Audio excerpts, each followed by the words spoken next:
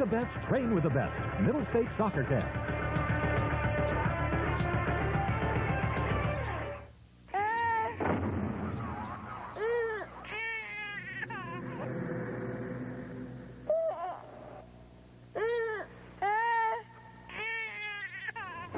From birth to age 3 are the most important years in a child's brain development. The time that defines who they become.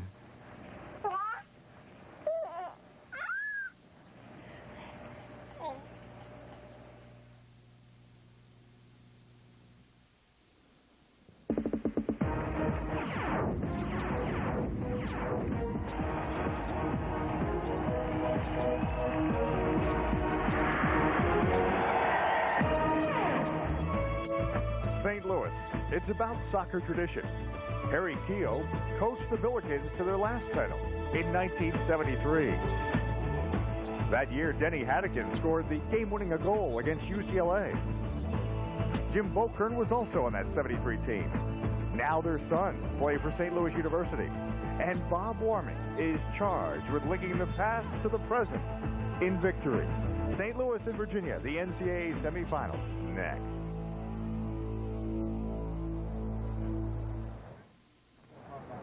From the University of Richmond Stadium in Richmond, Virginia, College Soccer Weekly continues its coverage of the 1997 NCAA Men's Soccer Championship weekend.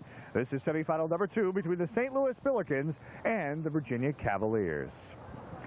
Good evening, everyone. I'm Dave Johnson, welcoming you once again as we continue our coverage tonight. St. Louis and Virginia. We talked about soccer pedigree this weekend. Well, the Billikens with 10 national titles, the Virginia Cavaliers with 5 national titles. In the first semifinal, the result went to 3 overtimes, with UCLA defeating Indiana.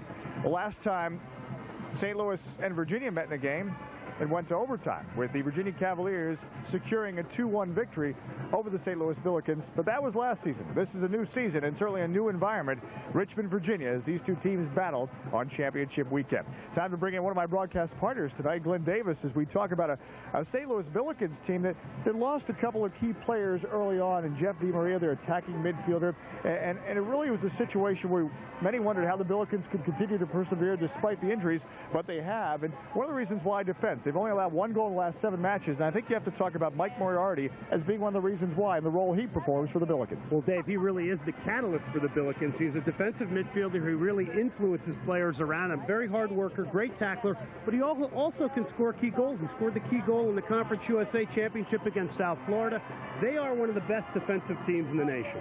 Without question. In fact, they're right now on an 11-match unbeaten streak. Of course, it was a difficult road for them to get here. They had to go to penalty kicks to defeat Southern Methodist in the quarterfinals. Now, they'll probably only play with 1 striker up front today, will the St. Louis Billikens, and that'll be Brian Benton. Well, Brian Benton, 7 goals for St. Louis. He's a real pressuring forward. He's the kind of guy, if you can get the ball to him at his feet, you see here he's a junior, 60 career starts, 62 career points, 4 game-winning goals, but he's a real pressuring type forward. He's the kind of guy, Dave, that if you can provide service in front of him, he can pinch you the goal. This should be a low-scoring game.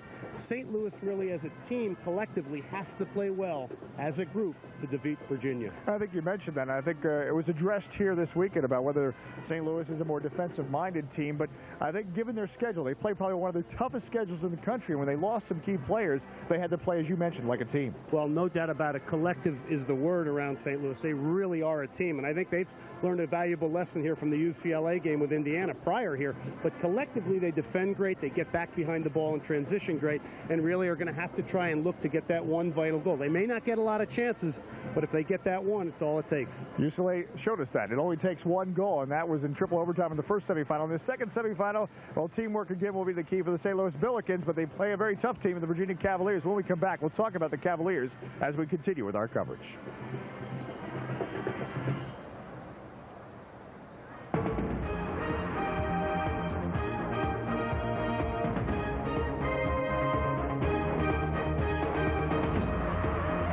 College Soccer Weekly's presentation of the 1997 NCAA Men's Soccer Championship Weekend is brought to you by Adidas, the brand with 3 stripes, by Soccer America, America's #1 soccer publication for 25 years, by Eurosport, the fabled soccer traders, and by Brine, the official soccer ball of the NCAA Men's Soccer Championships.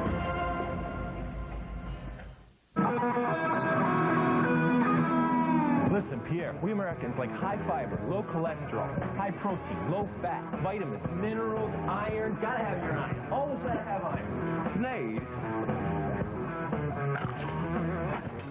Extrata, shit's brand. You better get this food thing fixed, because I know the sponsor, and I'll be back. Where's the can?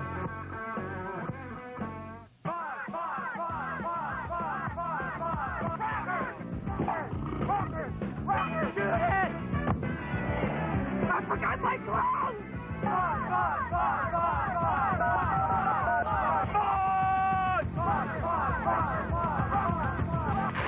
The gloves are here! Eurosport. Call for a free soccer catalog. 1-800-934-3876.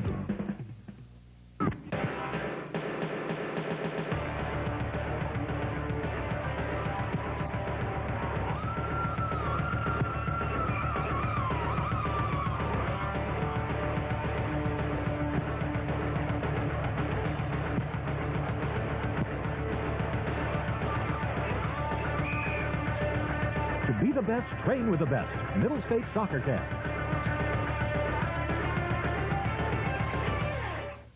The NCAA Division I Men's Soccer Championship will once again unfold December 12th and 14th, 1997 at University of Richmond Stadium. The top 4 college teams in America will meet to see who is the best of the best. Last year, St. John's University took the title, but this 3-match, 2-day classic was a thriller for all, from start to finish, and an unforgettable experience for the capacity crowd. Tickets are on sale now, so don't delay. Call the University of Richmond ticket office to be a part of it all. We're looking at the University of Richmond Stadium in Richmond, Virginia, as we continue our coverage of the 1997 NCAA men's soccer semifinals. St. Louis Billikens and the Virginia Cavaliers set to do battle for us. As we continue, Dave Johnson back with Richard Broad here in Richmond, Virginia. We've talked about the St. Louis Billikens as they try to advance to the championship game on Sunday against the UCLA Bruins. Now, the Virginia Cavaliers returning to a place that's been very familiar for them in the 1990s. And you think about reasons why they're back here. Ben Olsen, a junior, the last 9 games has 9 goals and 7 assists. He's certainly one reason why. A big reason why. Ben Olsen started his career at Virginia as a wide midfielder. They were always planning to move him into the center of the park in the midfield, but what they did was, in fact, move him all the way up top. He's not only been a great playmaker, but a great scorer for the Cavaliers this year. All right, now coming off the bench for the Virginia Cavaliers is Matt Leonard, and boy, he's been a dynamic player off the bench for the Cavaliers. Well, it's great in Matt Leonard. What he's done this year is sacrifice a lot in his personal glory. He was a starter most of his career, but now he's coming off the bench, provides a new dimension, goes in oftentimes for Brian West, big, powerful player, gets on the end of crosses, a great opportunistic goal scorer. And you see the stat that probably jumps out at everyone, 12 game-winning goals in his career for Matt Leonard.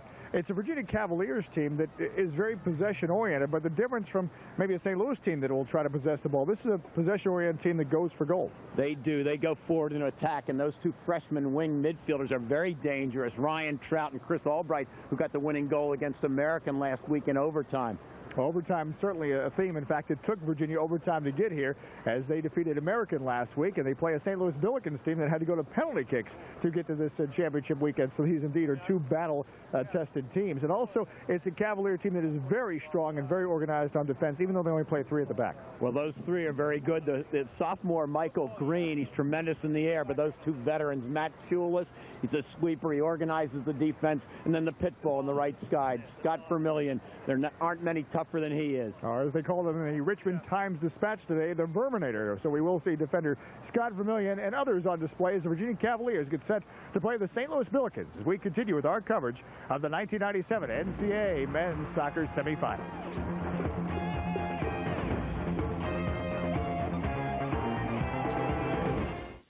I rolled the dice for $8. I unloaded my Tonka for $12. We went to Club Med for $18. Smart investors know it. You get seriously low commissions and really fast trades with Ameritrade. Internet trade for $8. Touch-tone trade for $12. Or trade with a broker just $18. I just sold a ton of steel for $8. And that's one low price per trade, no matter how many shares you trade. Just call 1-800-622-0557. I sold the store for $12. Plus, your first 5 trades are commission-free when you open an account with Ameritrade. Call 1-800-622-0557 or visit our website. Traded my Fiat for BMW. Unloaded BMW for Mercedes. All before lunch. Ameritrade. The way to trade. Period. Are you tired of playing Twister with messy rope, tape, and twist ties? Then you need the Handy Bundler, the world's first endless tie wrap dispenser. No matter what the size, Handy Bundler tightens to a perfect fit every time and secures anything as easy as 1, 2, 3. Now neatly wrap cable and TV wires for a better appearance. Tie garbage bags tight in seconds. Look, ordinary tie wraps just aren't long enough, but the Handy Bundler's cord extends to any size, large or small. It wraps them all. You'll find hundreds of uses for the Handy Bundler around the shop, at home, in the office, and on the job. You get the Handy Bundler, over 50 feet of durable nylon strapping, and 100 locking clips, all for $19.95. And it comes with this unconditional money-back guarantee. Order now. Call 1-800-269-2600 or send $19.95 plus $5.95 shipping to the address on your screen. For faster delivery, call 1-800-269-2600. This is Fox Sports Net. It was an overtime, and they sent in a corner kick. It was an in-swinger, and I was probably about 2 steps off my line, and as it started coming, it kept going back in towards the goal, and I came over and I caught it, and I kind of turned because my momentum was taking me that way, and I looked to distribute it right after, and the linesman had raised up his flag, and actually the Virginia players had started saying I was in, and they ran over to the linesman, and that's when he went ahead and started running back. And you know, it was kind of one of those things where you feel like it was home field advantage type of thing, but crazy things happen in soccer, and that was just one more, I guess. St. Louis Billikens goalkeeper Casey Klipfel. As we continue with our coverage, along with Glenn Davis and Richard Broad, I'm Dave Johnson. Indeed, what Casey Klipfel talking about, a game last September between St. Louis and Virginia at Clarkner Stadium in Charlottesville, in which that was the winning goal. Virginia getting the victory against the St. Louis Billikens, but a very controversial goal. That could have been a save and not a goal. It could have been very easily a save. Casey Klipfel, he thinks he saved the ball, and I frankly, Dave, think he did too. I was there for that game, and Casey Klipfel, look, he did turn back in toward the goal with a ball, but I thought he held it out. And the referee, I feel, he has to know for sure that that ball's in the back of the net or over the line to make sure. And it's got to be all the way over the line. And Casey Klipfel, I'm sure he remembers that. He thinks about that. He's probably been thinking about it for about 9 months, or actually it's about 12, 13, 14 months now, and he wants to make amends for that one. Well, Glenn Davis, it certainly was it seemed to turn St. Louis' season last year in a negative way, but obviously they've recovered from that this season. Well, under Bob Warming now, it's a new era in St. Louis. Bob Warming comes in and really takes over a St. Louis program that had problems last year. Casey Klipfel this year has been outstanding in goal for them with this rock-solid defense. But, you know, Warming came in under very difficult conditions in St. Louis. St. Louis people wanted a St. Louis person to really be the head coach. He's come in. He's really proved them wrong. He's gained their support.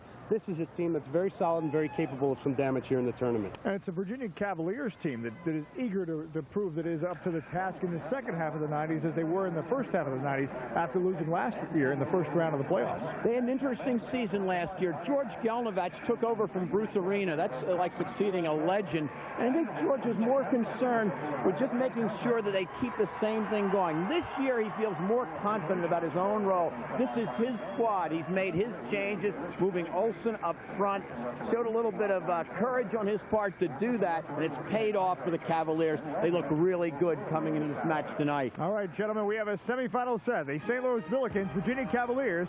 The winner will meet UCLA in the championship game on Sunday as we continue from Richmond, Virginia. Are you a soccer fan? Can't get enough of the sport you love? Read Soccer America. Get the most soccer news from around the country and around the world. Call 1-800-335-GOAL to start your weekly subscription. You won't miss any of the big plays with Soccer America. MLS, U.S. national teams, college, international, interviews with the pros, scores, schedules, insight, opinion, analysis, and more. Soccer America delivers total soccer coverage every week. Call 1-800-335-GOAL to start your subscription. Call 1-800-335-GOAL now. I take the position as being a role model very seriously, and I look forward to it every day. It's a challenge, and I like that challenge, and I accept it. When we choose to be an athlete, we choose to be a good role model. I think the two go hand in hand. And with the accolade, with the respect, and with the honor, and with the prestige that comes with being an athlete, there's also responsibility. I think that it's a fair exchange.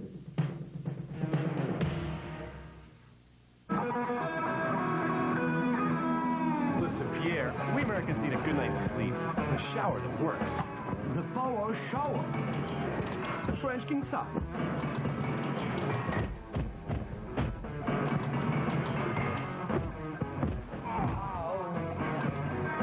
We got a ton of work to do, mon ami. You better be ready, because I know the sponsor. Yeah, well, at least it's quiet.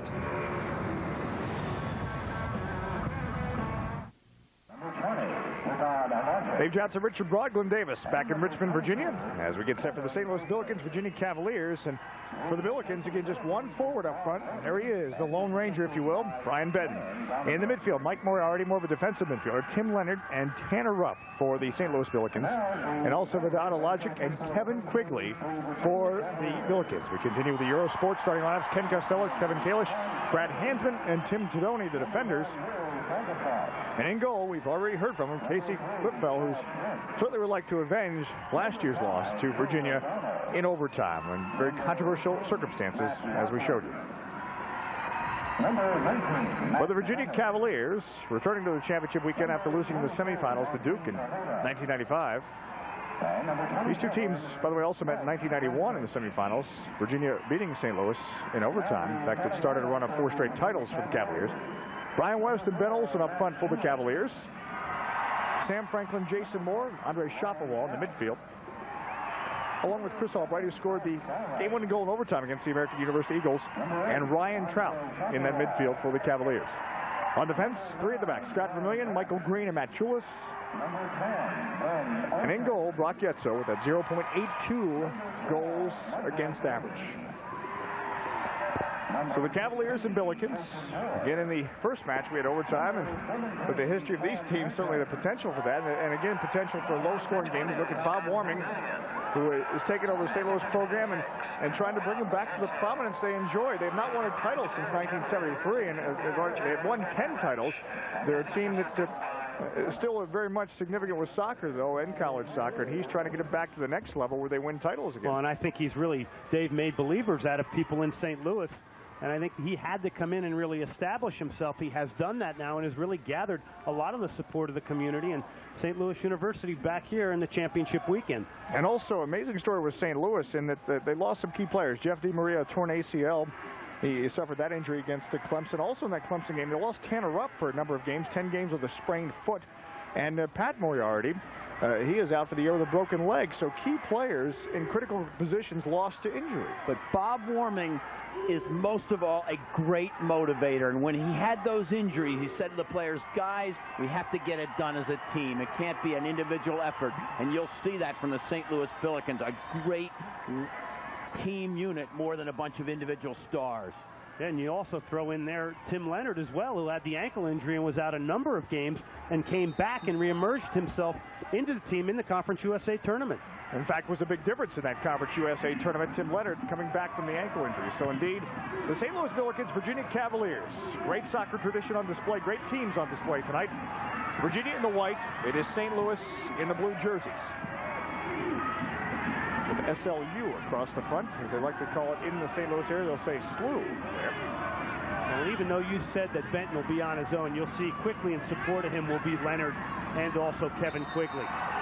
A whistle and a foul and a free kick coming up as the foul whistle against Mike Moriarty, who we talked about being the heart and soul for this St. Louis Billikens team. Cavaliers, Ben Olsen. A flick out to the wing, and the Billikens will have scored it out of play for a goal kick coming up for Casey Footbell again with a 0.56 goals against average.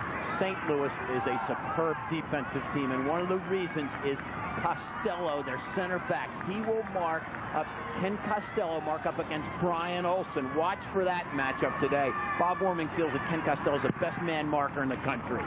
We're just underway first half of this NCAA semifinal. The winner will play UCLA on Sunday.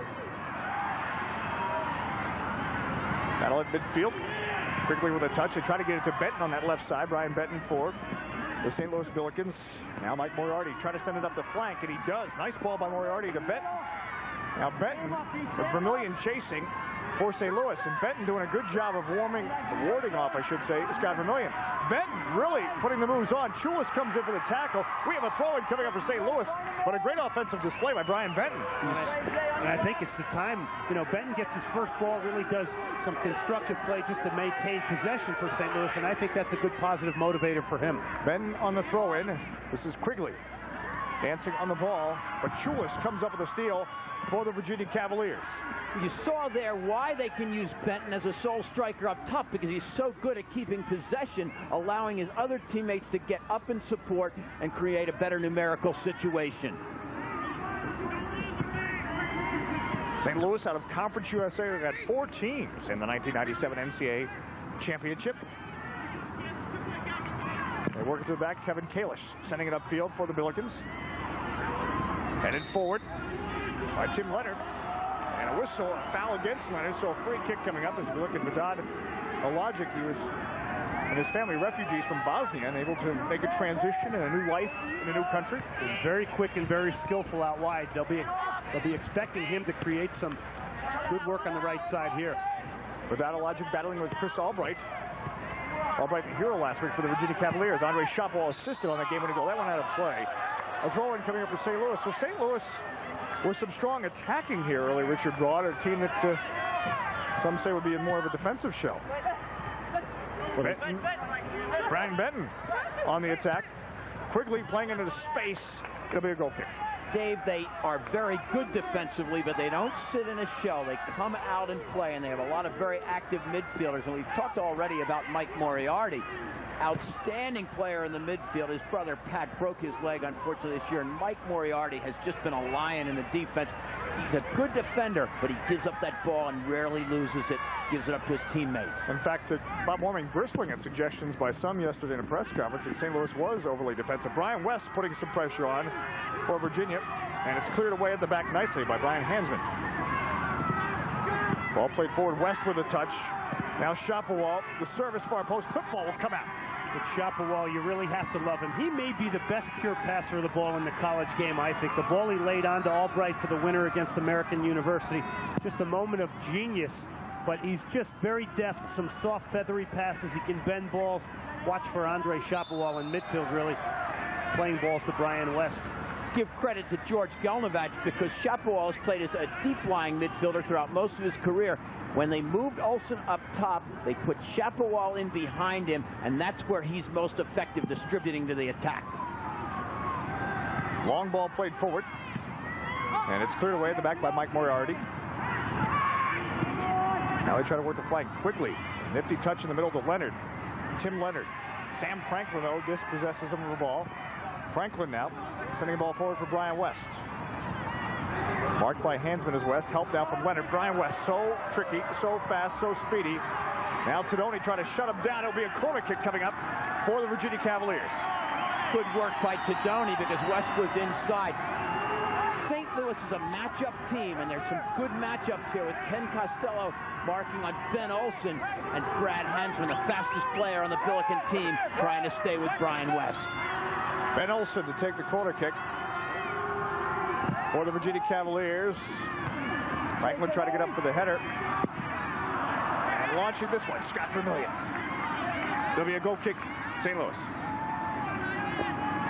Scott Vermillion, he is going to be tough to beat to the back tonight for Virginia. Very, very persistent player. He's been an outstanding man marker throughout his career at Virginia. And again, he's one of those Virginia players, Richard, that has all that international experience in the World University games, and that international experience really comes in handy here this championship weekend. Handball against St. Louis, so a free kick coming up from Virginia. St. Louis had to go to penalty kicks to beat Southern Methodist. Nice ball played on the right side. Trying to get onto it, Ryan Trout, a freshman. And Virginia with a freshman presence in their starting lineup. When we get a chance, we'll talk about that. Kevin Kalish sending it forward. Jason Moore, speaking of that freshman presence for the Cavaliers, with a touch on the ball. Now Matt Chulis Schulis threads a ball for Olsen. It'll be a goal kick, but good idea by Matt Schulis. See already the shape that this game is taking with Brian Benton up top. It's going to be very important for him to hold that ball and allow his supporting midfielders to get in. Virginia plays a different style. They involve everybody actively, but Olsen will have the latitude to come back and create plays for Brian West or Matt Leonard if he's on.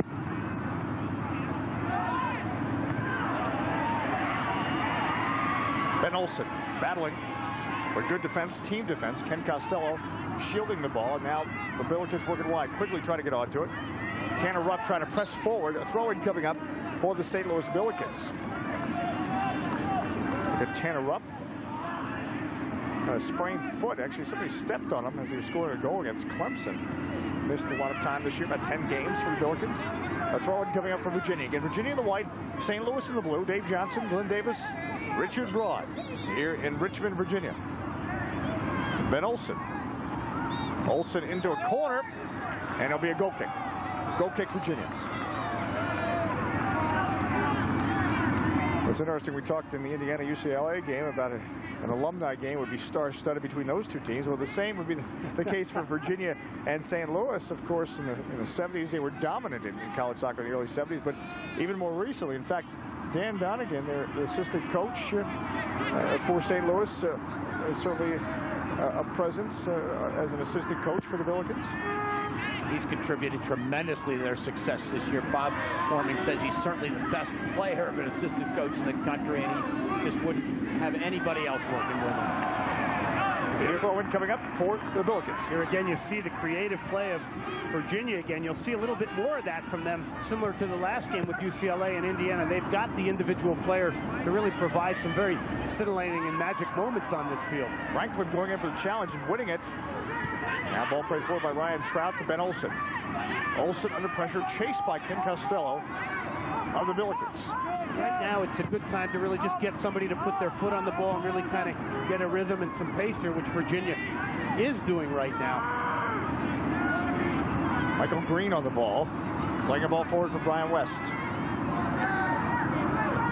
West on the flank, back. They're working to the defense. We'll see this from Virginia. If one channel's closed down, they'll bring it all the way back and swing it to the other side if they have to. Long ball played. Olsen coming through. Olsen, the shot. The save. Clipfeld. It really illustrates wonderfully what Virginia can do. They really maintain great possession there. Clipfeld now holding this ball. That man, Brian Olsen, on the end of a very direct ball. So Virginia, again, shows you the variation and the skill to bring that ball down in the penalty area by Olsen.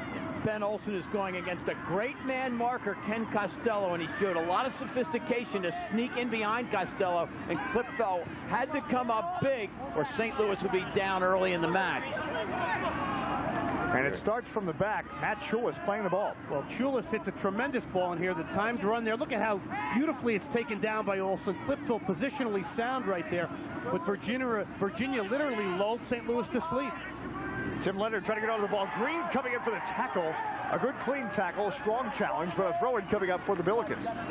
Sam Green had some interesting comments. He said, hey, I want to get some of these national team experience like the rest of the guys on my team, so I'm pushing to take my game to another level in the next year. Tanner Rupp was Vermillion and Schulis.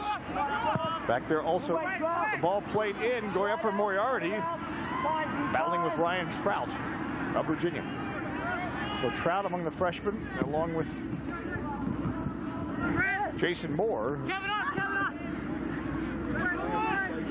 Again, starting assignments for the Cavaliers, Moore, a redshirt freshman. Dave, we have two different philosophies here. Virginia's the kind of team that plays a small number of guys, gets their own style and play the way they want.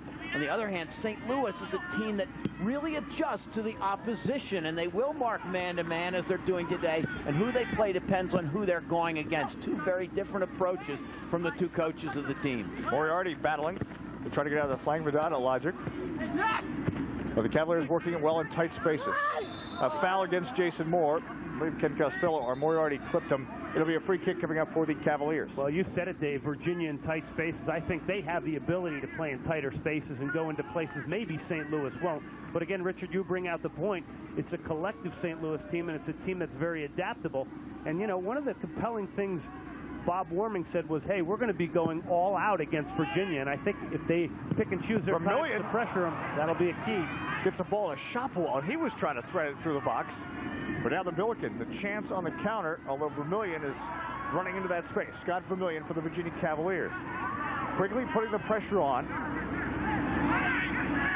Jason Moore.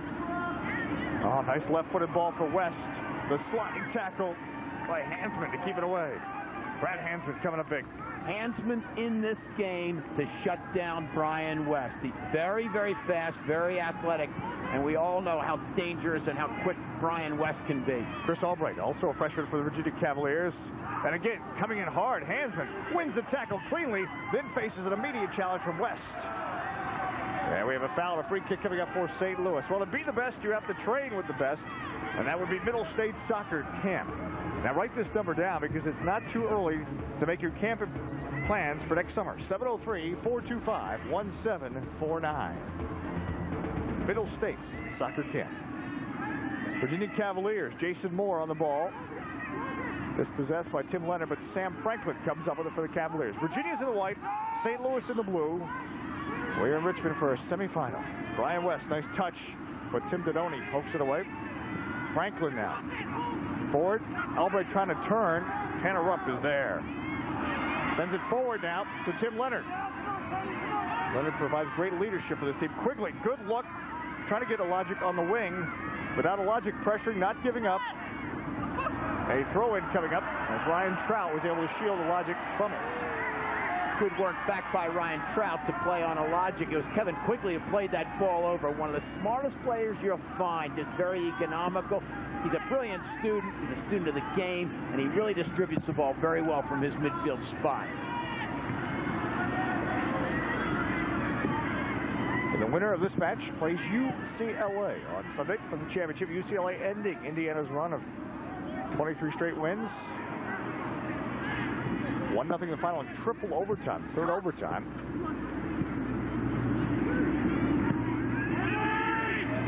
Michael Green now for the Virginia Cavaliers.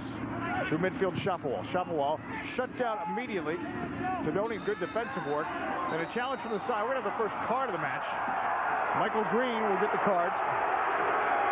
And it will be a free kick for the St. Louis Billikens. Well, the crowd showing some displeasure, and I'm not sure that's got to be a bookable offense. I mean, we've seen some of his difficult tackles flying here, but you see Tadoni is the man who's fouled. He came over from UConn with Dan Donegan. Very strong in here. Here's the tackle. Off he goes, Tadoni making his run up the line, and in comes Sam Green. I think that's a good tackle. He gets ball first. Well, I agree. I think he got the ball on that one. The Virginia crowd has something to complain about. It's unfortunate because that does compromise Green's ability to be aggressive throughout the rest of the game. Tanner Rupp now. Tadoni trying to play it through. They put it back to Costello. Ken Costello for St. Louis. Costello, ambitious ball on the left side. Causes some problems. Trout has to clear. Stepping up, Tim Tadoni. Brian Benton trying to run onto it. Michael Green is on him. There'll be a throw-in coming up for the St. Louis Billikens. Benton is almost a pesky player. He just works you and works you and works you and wears you down up front. Throw in for the Billikens. And Benton continues to be just that. Pesky. Benton getting a turn. Benton weaving. Now Benton maybe having a shot. Benton now closed down by Chris Albright and company. And a whistle against Benton. But Benton was weaving in that box. And Dave, you really pointed that out wonderfully. He had an opportunity to take responsibility and shoot with his left foot. He didn't. And this is when he gets some help here from Virginia coming back here to force him into making a foul. And Michael Green not quite as aggressive that time as he might have been, having just gotten that card, and it allowed Benton a little bit of extra space, so that can play into this. We want to keep in mind that factor throughout the game. In the middle now is Sam Franklin. The Virginia Cavaliers. Jason Moore swinging it. Out comes Clipfell. Casey Clipfell meets the challenge. Now Tim Tadoni. They put clearance. Can they get a counterattack going? Tim Leonard trying to do that. Jason Moore stops that. Now Brian West for Virginia, and the Cavaliers are going the other way. The challenge on the far side by Hansman. And boy, Hansman, the timing on the tackles. You can tell it's really a strength of Brad Hansman.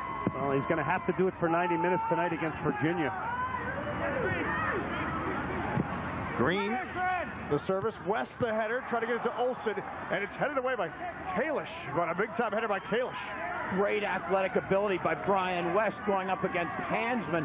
Hansman, one of the most intense defenders you'll find. That's going to be a great matchup we're looking at between those two today. And Kevin Kalish able to head it away for the St. Louis Billikens. Kalish again trying to clear it. Franklin swings it out. Ball put into the box to Olsen. Olsen dancing on it. Now gets help from Mike Moriarty. Does the St. Louis Billikens. A logic to Tim Leonard. The counter is stopped at midfield. There's Matt Chulis. Puts it wide. Trout puts it in the middle to Andre Shapowal. Shapowal now for the Cavaliers. Shapowal wide. Will serve the middle. Hansman clears. Olsen the shot. Clipful the save. Albright stays with it. The tackle outside of the box. We have a free kick coming up for Virginia as Tanner Rupp got him. And this is very dangerous here. We just saw a game which was decided on a restart, and now Virginia with what is essentially a corner from close in range in the flank box. 28 minutes left here in the first half. Virginia in the white jerseys with a free kick. Ben Olsen. Ryan Trout will give pursuit, and he will keep it in play in the corner. Without a logic, battling. And Trout, he will not left-foot it, instead right-foot it, and win a corner as that went off Kevin Kalish. You're starting to wonder, Dave, whether Trout could get that ball in, and he certainly did with very, very good foot quickness and makes a nice serve, produces another corner situation. I wanted to get it obviously on his right foot, was not going to serve it with the left. Trout, extremely deceptive player. Jason Moore now, the corner kick for the Virginia Cavaliers. Headed away by Tim Fedoni. Shot ball, creates space, shoots wide. And another chance here for the Cavaliers.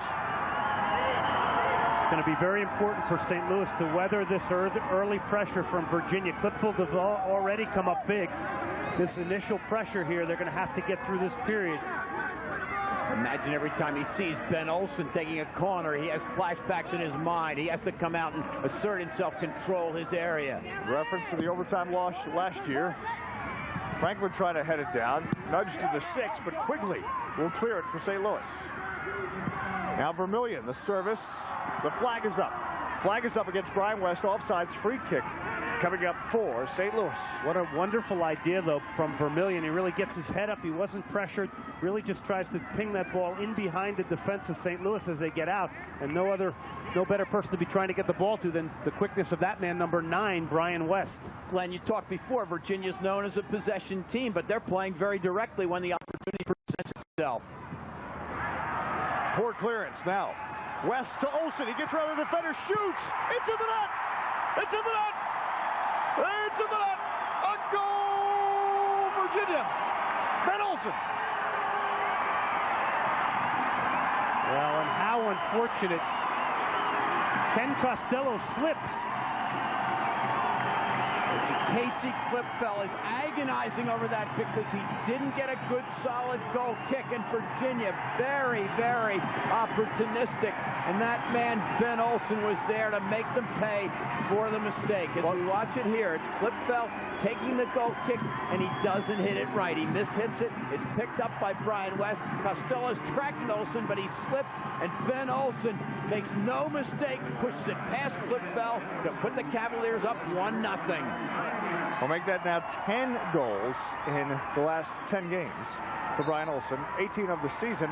And Virginia with a 1-0 lead with 26 minutes left here in the first half. After what I think you have to consider a good start by St. Louis. But again, we talk about you get to these games, it becomes the rare mistake between these great teams that causes things. Brian West knifing through. West coming through to the 6. Olsen cannot get onto it. And it'll be a goal kick coming up. Boy, Virginia coming in waves right now. The quickness of Brian West causing all kinds of problems for St. Louis.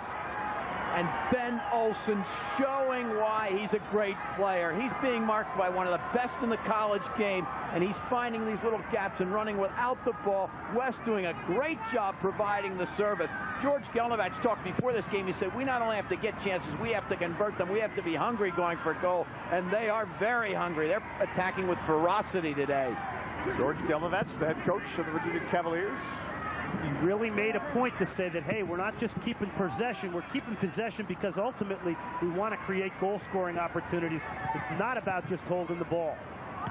Chris Albright trying to win the ball. He's tangled up there with Tim Leonard. A foul against Leonard. A free kick for the Virginia Cavaliers is not only with the goal, but the tide clearly is in their direction.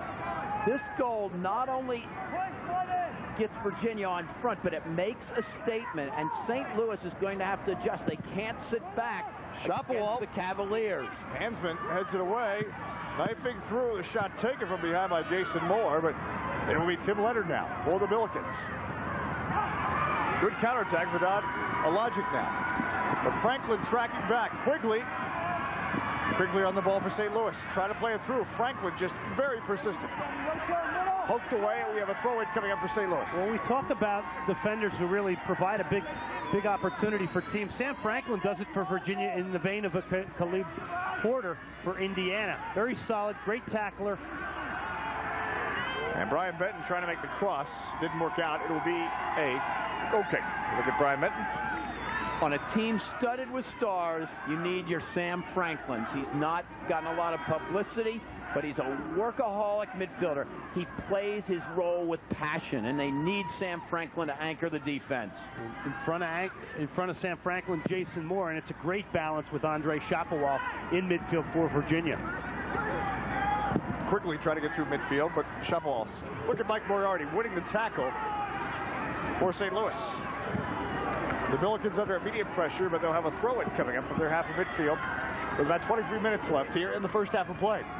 You would have had to say getting the early goal was one of the keys for Virginia in this one, because it's going to force St. Louis to take a little bit more risk. And we'll open up the game. We expect as the Billikens now forced to go for goal. Even more, spread things out. 1-0, Virginia with the lead. Free kick coming up for the Cavaliers. It's a Billikens team, though, that did come out from the start and had some quick opportunities and some pressure, but Virginia now. Matt Chulis, Brian West swinging in the middle, headed away. Benton trying to control it, weave through traffic. Benton, the pressure of the good team defense by Virginia is prevailing right now. Stepping up Hansman. Now Matt Chulis for the Cavaliers. Give Virginia the white, St. Louis in the blue. We've seen already Chulis, if he wanted to, could serve it deep from the back. This is how they got that great opportunity early on. They really just, right here, they hold it in the back, kind of lull St. Louis, and then maybe look direct. Headed forward for Brian Benton. Benton putting the pressure on Vermillion. He'll knock it back to Brocchietso, the keeper for the Cavaliers. Good, solid defensive work by Vermillion. He's just a tiger in the back. He doesn't give you anything that you don't earn. Now Quigley for the Billikens. Looking up front for Benton. Vermillion, though, again, puts it back to Brocchietso. And Yetso distributes it to the near flank. And it will be a throw-in for St. Louis. So now a mistake made by Virginia keeper on the clearance. Tanner Rupp and Quigley working together, but Albright will clear it for the Cavaliers. Tim Leonard now trying to win it back. Leonard for the Billikens. Ball played for Tanner Rupp. Albright intervenes, otherwise Tanner Rupp was going for goal. Leonard was such a leadership force for this Billikens team. Kevin Quigley facing a tackle from Michael Green. The Billikens trying to win the ball back in midfield. Now, they can serve for Ken Costello as Olsen pressuring. It'll be a throw-in coming up for the Virginia Cavaliers. St. Louis is starting to get back in as the ball's gone to Tim Leonard. He's been injured a lot of this year, but he's a very creative, crafty player, and he needs to get involved in the midfield and use his skill to create more ball possession and control for his side. Vermillion playing the ball out wide for Ryan Trout. It'll be a goal kick coming up for the St. Louis Billikens, but we have an official timeout. So for the Cavaliers, pouncing on this game, but a lot of time left. Van Olsen with the early goal. It's 1-0 Virginia. See yourself in a whole new way with a job you've only dreamed of. Prepare an F-18 for takeoff. Check out the cockpit of a Seahawk helicopter. help navigate a nuclear-powered submarine. Are you ready to find out about exciting jobs like these? Call this number now for our free booklet, Today's Navy, and get the facts about over 50,000 jobs in 60 different fields. If you've got the drive and a high school diploma, the Navy can teach you high-tech skills in some of the hottest fields around. State-of-the-art computers, nuclear propulsion, aviation electronics, skills you can build a future on. Go ahead, pick up the phone and ask for our free booklet. You'll find out which jobs are available right now and about great Navy benefits, like 30 days vacation with pay, the chance to travel the world, and up to $40,000 for college. Don't wait. Call 1-800-USA-NAVY today for your free Navy booklet. We'll give you the training, the benefits, and most important, the jobs. Navy, let the journey begin. Hush, little baby, why do you cry? Will all our friends catch AIDS and die? Is there AIDS on the windowsill? Will it kill Humpty and Jack and Jill? What if Mother Goose goes too? Or even worse, she gives it to you. If you don't talk with your kids about AIDS, who knows what they'll imagine? Our free booklet can help. So you're building that deck with Time Life to help you along. You might want to add some built-in benches, page 50. How about a brick patio, guaranteed weed-proof, and a lot easier on your checkbook than some contractor would be. Now with Home Repair, you get 2 books for $2. Order decks, porches, and patios for just $1.99 and get kitchens free. Those new countertops sure look good, and doing it yourself probably saved a bundle. So you could do that built-in recycling bin she wanted. Step by step, Time Life makes it easy. With Home Repair, you get professional results at do-it-yourself prices. Use your credit card to order decks for just $1.99 and get kitchens free. Home Repair makes you a real hero around the house. So why don't you give them a call? They'd probably love to hear from you. Call 1-800-422-3773. Use your credit card to order decks, porches, and patios, and you'll get kitchens free. Or send check or money order for $1.99 plus $3.95 shipping to the address on your screen. You're watching Fox Sports Net. Dave Johnson, Glenn Davis, Richard Broad back in Richmond, Virginia. The St. Louis Billikens in the blue jerseys trailing the Virginia Cavaliers 1-0 in the semifinal to determine who will play UCLA in the championship game on Sunday here in Richmond, Virginia. It's a Billikens team that has fallen behind on the Ben Olsen goal, but I think one thing, gentlemen, we were so impressed with just the confidence of this St. Louis team that, and we'll get to that point in just a moment, as Brian Benton trying to battle with Matt Chulis. Benton, the lone front runner tonight for the Billikens, and Benton, this is why he can almost practically be the lone front runner the way he's worked up front. Quigley, without a Logic, trying to win it from Albright. Now Quigley and Logic. Logic picks it back. Quigley, so wheel around on the flank. Now Quigley putting it in the middle, trapped down by Leonard. Can he turn on it? Vermillion keeps it in play to prevent the corner. He may have to concede the throw, and instead it goes to Quigley. Brian West helping out, and finally Albright clears for Virginia. Give credit to West to get back there and really stifle a ball that could have been played into the penalty area by Quigley. But again, you saw how quickly Leonard could turn in the penalty area. He is dangerous if you can get him the ball to his feet in the penalty area. And he and Quigley have to get involved. They're the key, because Benton, as good as he is at holding the ball, can't do it alone up top. If they can get forward in the attack, St. Louis is going to have some chance. Yeah, the Virginia defenders are just too solid, too confident, too smart to really have Brian Benton competing against them by themselves. Now, St. Louis has made some substitutions. Jason Mims and David Williams coming on, Richard Broad. Well, this is what they can do. Bob Warming uses a lot of players, and they're all very fit, and they work very hard, and they can wear teams down. I don't think one goal is going to be good enough to stand up for Virginia against the Billikens. Costello, nice ball to the 6. Vermillion had to clear that on the volley. And now Virginia in the counterattack. Brian West trying to get behind the defense. Coming out is Casey Clipville. He did not want West to go any further. Without Elijah winning the ball. Trying to send it up the flank. It'll be a throw-in coming up for St. Louis, getting the white jerseys.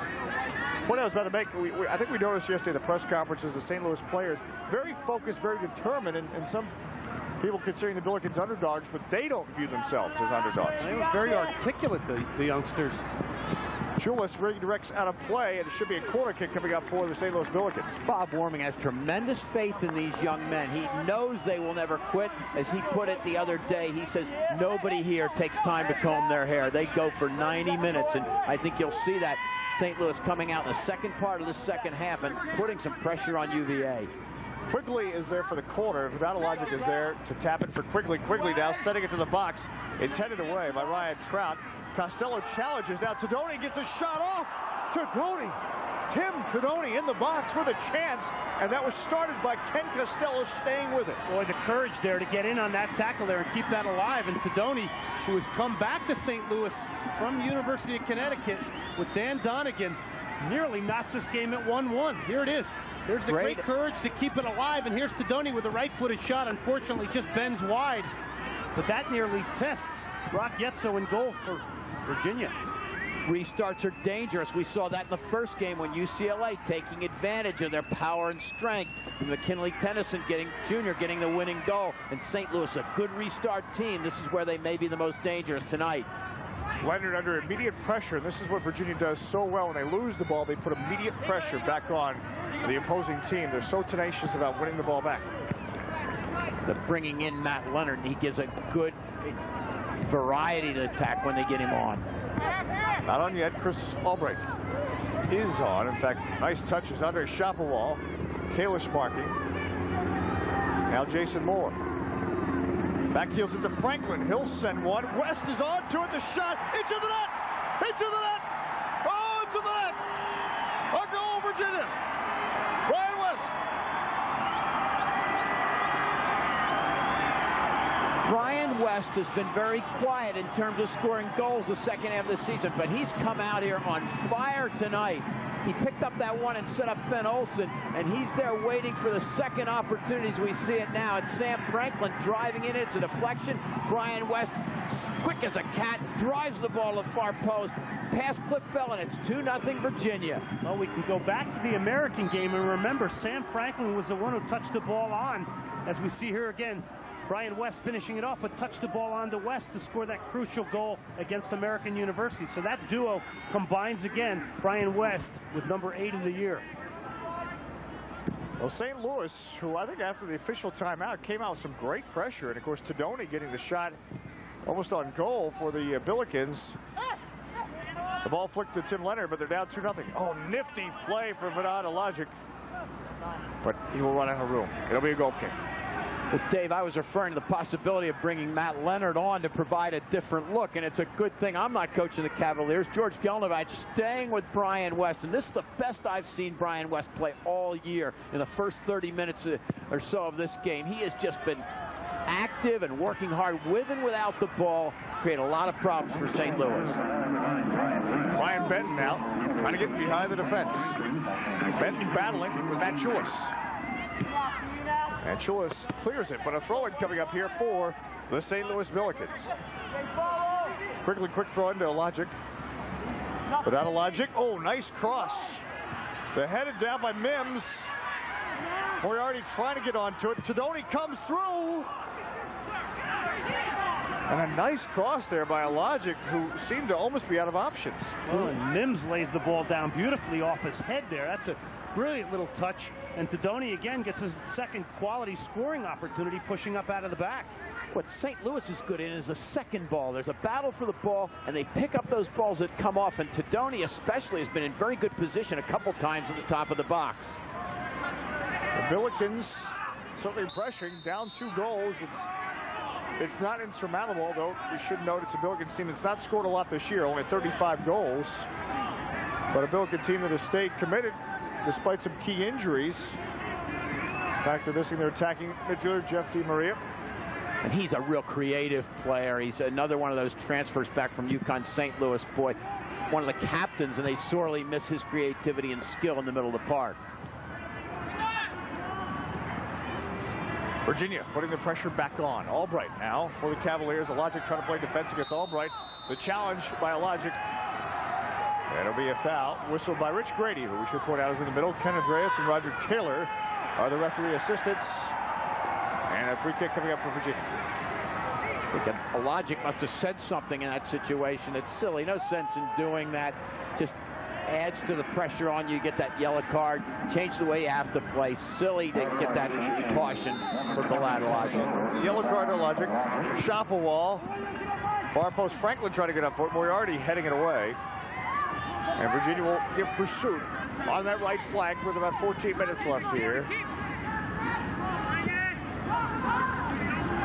Julius from the back through the middle.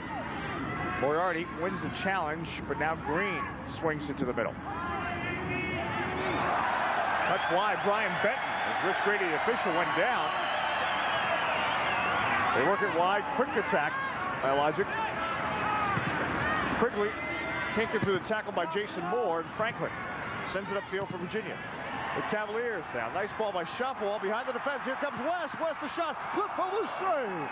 Brian West is on fire tonight. He is running and working harder than I've ever seen him before. And Clipfeld had to be very, very good to keep his team still down only 2-0. And a great ball by Costello to Tim Leonard. A challenge and a foul coming up on Sam Franklin against Leonard. So a free kick coming up for the St. Louis Billikens with 13 minutes left here in the first half. This is a very dangerous score for St. Louis. A 2-0 here. If Virginia gets the third, that literally will sink them in this match. So it's vital for St. Louis to get the next goal in this game. Tim Tadoni. Service to the box. Went up for the header, Moriarty. Now Leonard has it. Leonard the shot. That ricochets. Quigley now battling for it, but Franklin will clear. Kalish steps up for the Billikens. Logic trying to keep it in play. Tadoni sending it upfield, but he did not keep it in, and it will be a throw-in coming up for Virginia. Of course, the great reference in college soccer is Charlie Kudowski's The Sports Source. Over 800 pages, covers every men's and women's program. And if you're planning on college soccer in your future, this is a must-have reference book. Makes a great Christmas gift. 800-862-3092. Make that call. Get your shopping done. Or it's also available at your local soccer retailer.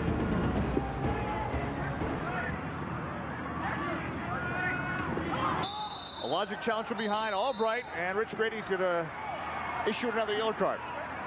Well, he has to. If he gave Logic that one, he's got to give that one to Albright. The two freshmen, Albright and Ryan Trout, out wide. Such great, experienced young players, and you almost have to slap yourself to remind yourself that these are only freshmen right now, providing this sort of maturity on the field. Matt Leonard checks in, replaces Brian West, who was on fire, but it now appears to be in some pain. I think he might have pulled maybe a hip flexor, it looks like, in there, and they can bring Leonard on. But Brian West played probably the best 30 minutes I've ever seen him play. He was an enormous difference in the first start of this game. He was the key for the Cavaliers. Now Matt Leonard gives them a new dimension, a big, powerful presence in the box. And Tim Tadoni will probably be marking him because he's the one player who can stay with Matt Leonard physically. Tim Tadoni probably is glad Leonard is on because he's probably a little bit more comfortable competing against a big, strong guy like he is. Big, tall defenders don't like quick, speedy guys with acceleration around the penalty area. Ryan Haddocken has come on for the St. Louis Billikens. His dad played on the '73 championship team. They beat UCLA in that championship final. Well, Haddoken's only goal this year, Dave, was an unbelievable speared volley in the Conference USA final against the University of South Florida in overtime. Olsen trying to get onto it. It'll be a throw-in for St. Louis. You mentioned that Conference USA tournament. It was the reemergence of Tim Leonard after being out with an ankle injury. And that was a great story because he missed so much time and just jumped right back in that Conference USA tournament. Well, St. Louis University may not be here if it wasn't for Tim Leonard's contributions coming back to the team after missing 14 games with a very severe ankle injury. Ben Olsen slots the ball to Albright. The challenge. A good one by Moriarty. And a throw-in for Virginia. Andre Shopplewall. Quickly the pressure. Quickly trying to clear it. It'll be a throw-in for St. Louis. Approaching 11 minutes left here in the first half of the semifinal. The winner advances to play UCLA on Sunday in the championship game. What is impressive about Virginia is the pace of their play. They are very, very quick. They remind me a lot of those old Bruce Arena teams with George Gelnovich's new slant on it. Kalish under extreme pressure, and it'll be a throw in St. Louis as Kalish try to dribble it out of the back. I think that epitomizes the play right there. I mean, they're such a great possession-oriented team. They're very technical, but they lose the ball. They hunt the ball in packs right now. They're pressuring people, and I think St. Louis really having a difficult time with the heavy pressure that Virginia is laying on them right now.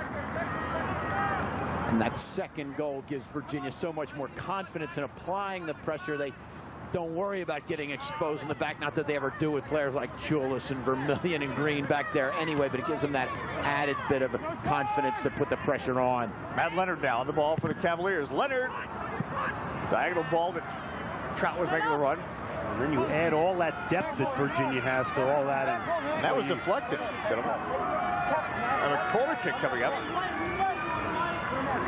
Jason Moore to take the corner for the Virginia Cavaliers. Under 10 minutes left first half. And the Billikens, again, they cannot afford to concede a third. Getting it for Clipfell as Leonard fouled him. It'll be a free kick for St. Louis. You see what Matt Leonard does. He provides that physical presence. He'll go in and challenge for those balls. And Casey Clipfell had to come out aggressively, did well, and got a deserved call that time. But Leonard is really, really dangerous. Just a new dimension, different from the one that Brian West provides.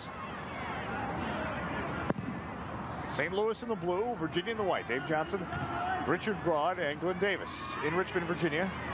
NCAA semifinals. Kid Costello on the ball.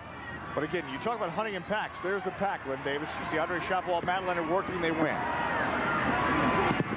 And Shopwell, the service, Clipfell will have it for St. Louis. And it's one thing to hunt it in packs, but then to have the ability of these players on the ball and what they can do with the ball once they get it. That's the added plus. Under 9 minutes left now here in the first half. Brian Benton, who's been pesky for the Billikens. Benton with Vermillion challenging from behind, foul against Vermillion. One thing we've seen him do is take on Vermillion one-on-one, where we've not seen many players do that this year. Benton's actually had some success against Vermillion. He's had some success, but he doesn't get inside Vermillion, and those other St. Louis midfielders have to come in and get involved because they play with Benton as the lone man up top. You can't beat Virginia in a numbers down situation like that. Kevin Kalish to serve the ball. Leonard getting 10 yards back.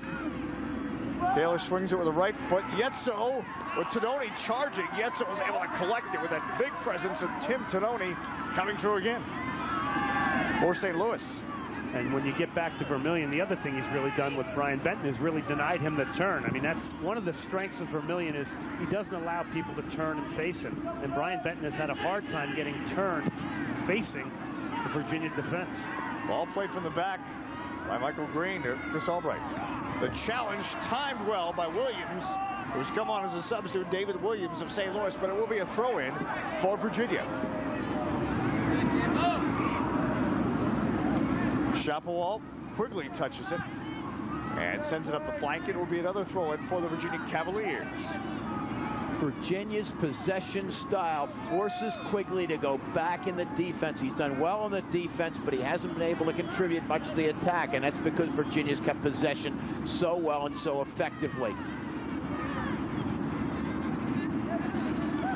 The Billikens, Tim Leonard, wide to Quigley. Quigley now, working hard on the ball, challenged, and a foul against Jason Moore. Much to his dismay, and it will be a free kick. I don't understand that one. Again, that's a great tackle right there by Jason Moore. And Jason Moore, ever since being pushed into this defensive midfield slot, really has provided a wonderful stabilizing influence. We'll see him here get in on the well-timed tackle. Quigley comes on top. I don't see why there's any reason to stop the game at that point. Excellent play by an excellent player, Jason Moore. The service by Leonard, far post, and Green escorts it out of play with Tononi again, making that cut, making his presence felt in the box. It will be a corner kick for the St. Louis Billikens. Well, Tim Tononi, one of those three players from UConn, and he has a great work ethic that Joe Maroney instilled in all those players for the tremendous program that he ran at UConn for so long. Service to the box.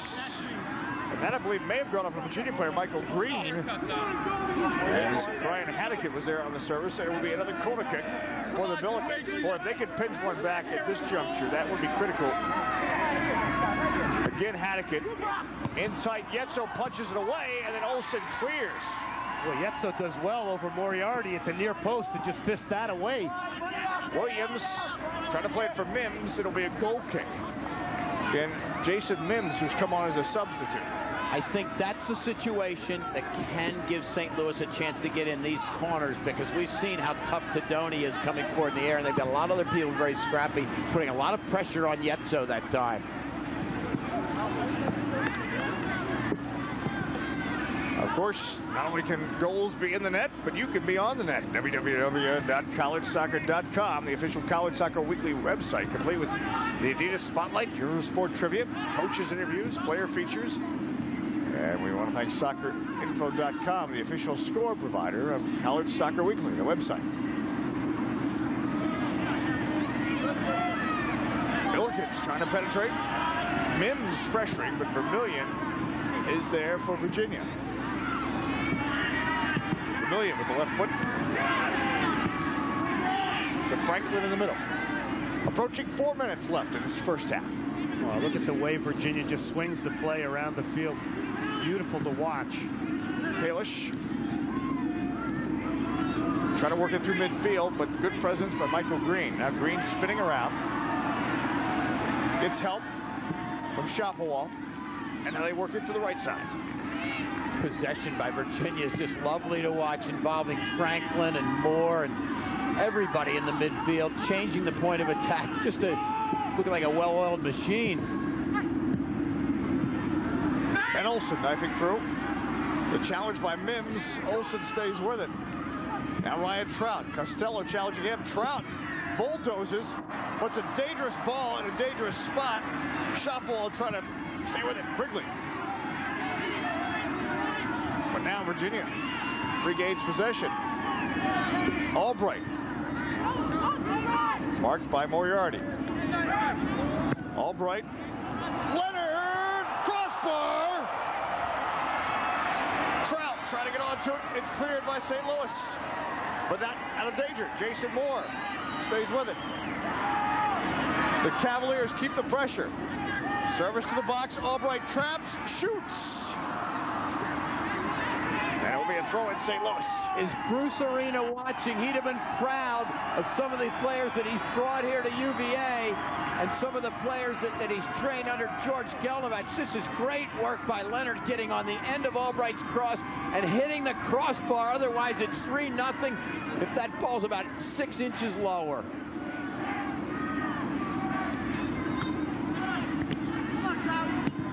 Mims trying to set it up the left flank for St. Louis. Under 3 minutes left here in the first half. And Rich Grady is talking to Ben Olsen and Ken Costello. Now back to Matt Chulish from the central defense position, the Orchid. Vermillion on the right side for Virginia. Give the Cavaliers in the white. Olsen. Oh, what a nifty player he is. Olsen. Ball put through. Clipfeld comes out to keep it away from Matt Leonard. Matt Leonard supplying that physical presence inside. How'd you like that Brian West go on and run at you for 30, 35 minutes, and then you bring in this freight train to finish it off, as he almost did on that cross from Albright a few minutes ago. Throw-in coming up for Virginia. Jason Moore on the ball. Moriarty wins it. And Moriarty, some nifty moves, and then fouled. And Moriarty getting into a shoving match with Ryan Trout. And Rich Grady is going to stop the game, and he wants to talk to both Ryan Trout and Moriarty, both number 6 players. A little frustration on the part of Mike Moriarty. He's been a tenacious player. He's had an outstanding season for St. Louis. Bob Warman considers him his most valuable player of the entire squad.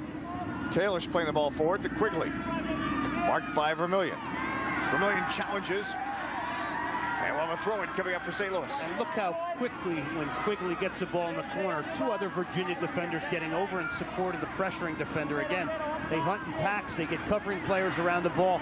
They are just right now too quick for St. Louis. Mims getting free to the 6. Franklin taps it away for Virginia. There were about 3 Billikens waiting to pounce on that had Sam Franklin's left foot not intervened. Sam Franklin has had an outstanding tournament. He was fantastic against American last week.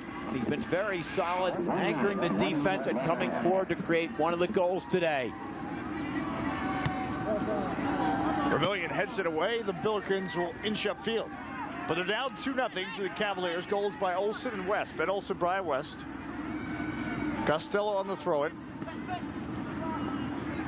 Trapped down by Benton.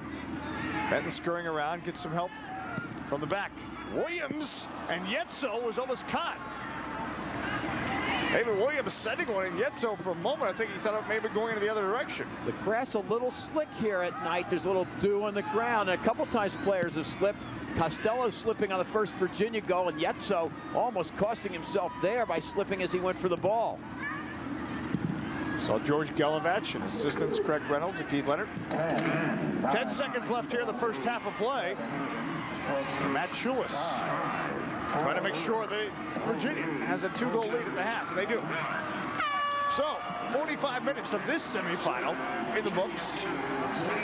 Bob Warming and his Billikens need to perform the comeback if they are to be on Sunday's championship final. But George Gelovach and the Cavaliers right now have the advantage, 2-0 at halftime.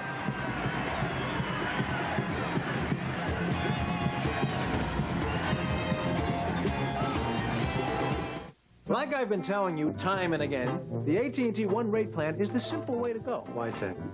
Because it's one low rate on calls from home to anybody in America anytime. It's not like that dime thing that sometimes is a quarter thing. It's not like that. Or like that only on a Sunday thing. 7 days a week. I don't need a clock. No clock. Calendar. No calendar. There's other plans. They have different rates at different times. I hate that. Okay, AT&T is one low rate all the time. You didn't say that before. You talk to him. No games. The AT&T One Rate plan.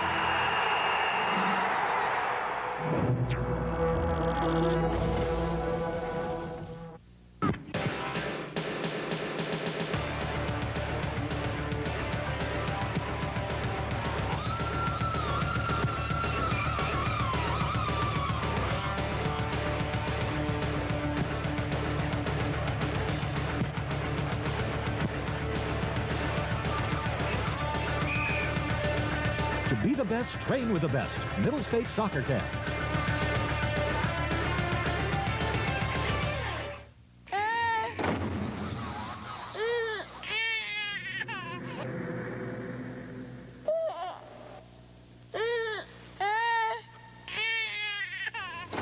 From birth to age 3 are the most important years in a child's brain development.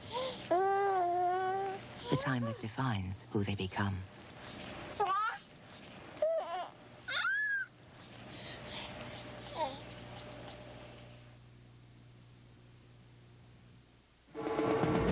Back in Richmond, Virginia, halftime of the semifinal between the Virginia Cavaliers and St. Louis Billikens. The Cavaliers trying to get to the championship game on Sunday against UCLA. St. Louis trying to change that in the second half, 2-0. The score at halftime. Dave Johnson back at halftime as we continue our coverage of this championship weekend. And a very big part of this weekend, if you're coming to Richmond, Virginia, is the Soccer America Fan Zone. And I'm pleased to be joined by our good friend Lynn Burling-Manuel, the publisher and editor-in-chief of Soccer America. And of course, most of you watching probably get Soccer America every week in the mailbox, but a chance to live Soccer America, if you will, at the Fan Zone at the Richmond Center. Tell us a little bit about the Fan Zone. Third year now, the Fan Zone. It's the third year of Soccer America Fan Zone. We are at the Richmond Center in downtown Richmond. We're open tonight after the games and all day tomorrow from 9 in the morning till 7 at night. It's a giant interactive soccer fair carnival.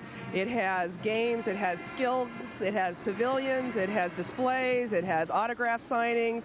It is the complete soccer experience to top off your Final Four weekend, and we hope we see everybody there tonight or tomorrow. And also some suspense, because tomorrow we're going to find out the Herman Award winners in both the men's and women's college soccer. Absolutely. They're both winners and will be announced in the Fan Zone tomorrow. There's a press conference at 11 o'clock. Then the winners will be brought downstairs for an autograph session with the audience. So we're looking forward to seeing a good turnout for that. You mentioned I was over there today. Anson Dorrance was signing autographs, head coach of North Carolina. So you do indeed have a lot of soccer celebrities there this weekend. Well, soccer celebrities who are signing autographs, but also doing clinics. We had Anson do a clinic this morning for youth soccer coaches. Tonight we have Ron Newman, coach of the Kansas City Wizards, doing a clinic. Tomorrow, Bruce Arena from DC United will be doing a clinic, as well as Glenn Meyernick, who was Colorado, and who they met in the MLS Cup, and we'll both be doing clinics tomorrow teaching youth coaches on how to coach better and more successfully. And some of the DC United players will be there for autographs. So again, this is at the Richmond Center, right in downtown Richmond. Richmond Center, right downtown Richmond. It's right across the street from the Richmond Marriott. If you're not familiar with it, there's plenty of parking.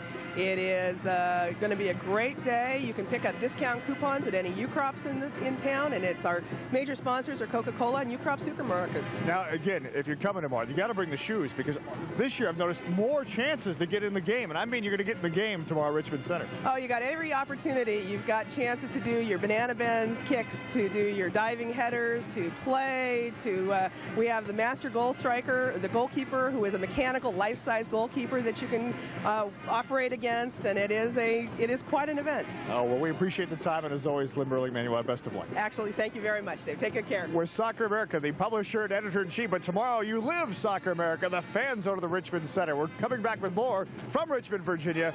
At halftime, Virginia with a 2-0 lead on St. Louis.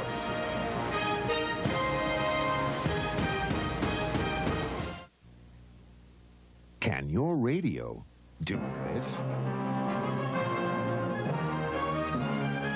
Only one radio can give you stereo sound this big, yet is small enough to fit almost anywhere. The extraordinary new Wave radio from Bose. Press the remote control and hear sound from a radio like you've never heard before. Big, rich sound that fills the room. You hear music the way it was meant to be heard. Clear, full, incredibly lifelike. You've got to hear the Wave radio to believe it, and now you can in your own home. Satisfaction guaranteed. Call us toll-free to learn how, and we'll deliver the Wave radio to your door. Experience big stereo sound from a radio. Call today for more information. It will make a difference in the way you listen to music. A big difference. One of the reasons lions roar is to warn threatening bachelor males from other prides to stay away from their young. Here, a lion cub gets a lesson in proper roaring from its father. Teaching this behavior is not just crucial to the pride, but also to the survival of the species. Just a reminder how important it is for fathers to spend time with their children.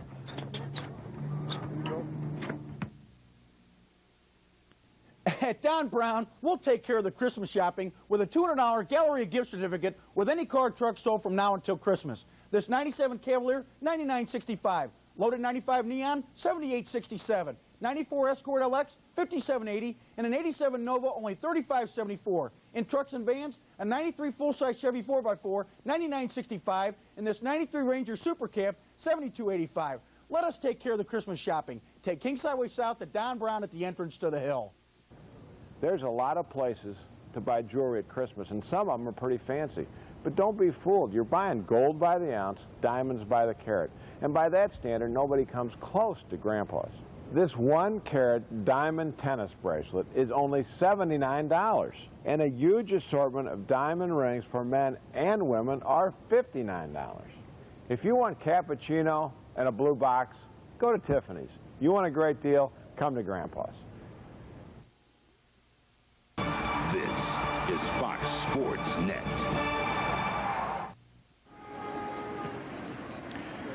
Back in Richmond, Virginia, at halftime, the Virginia Cavaliers with a 2-0 lead on the St. Louis Billikens. As we continue with our coverage of this semifinal, at halftime, you know, the Adidas Spotlight, often we feature a player or coach or personality in the world of soccer. But now, in the video vault of producer extraordinaire Ken Neal, we found some of the finest moments of college soccer in 1997. So, a merry early Christmas and enjoy in the Adidas Spotlight.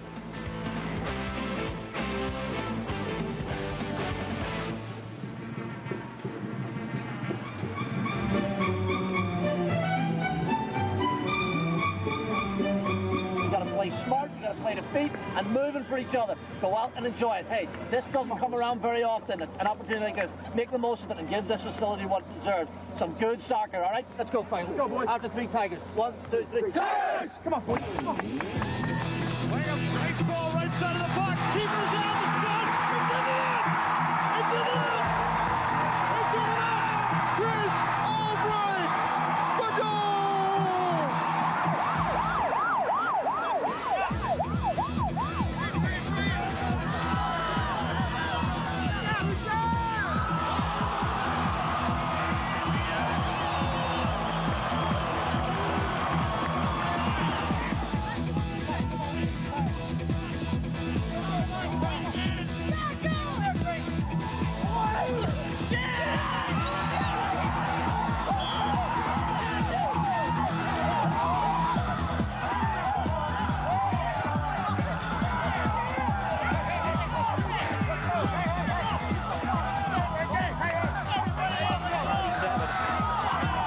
Minutes left. Wait a minute. Here's the drive. And another great.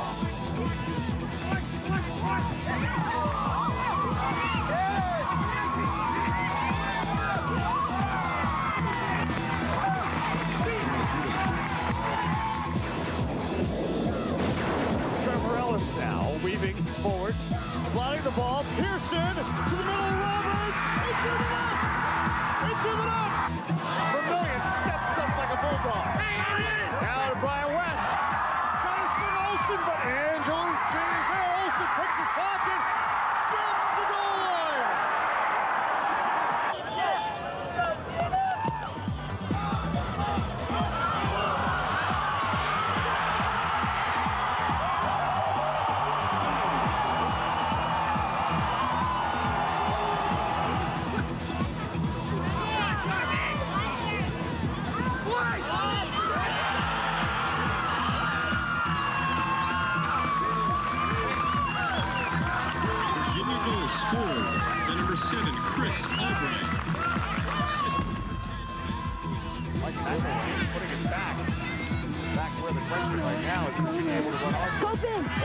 Toward Ben Olsen. Olsen. Oh, what a touch! He's going to go with the shot. Here's the drive. Into the net. Into. What a touch! Nice. What I'm talking about. Yeah. Hey, Gino. Hey, guys. Yeah. And the Indiana Hoosiers go to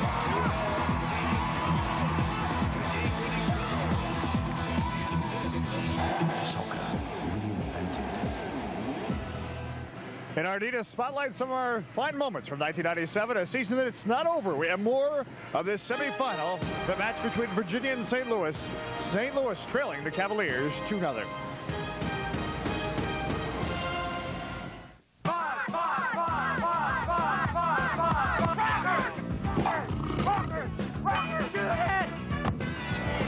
I forgot my gloves!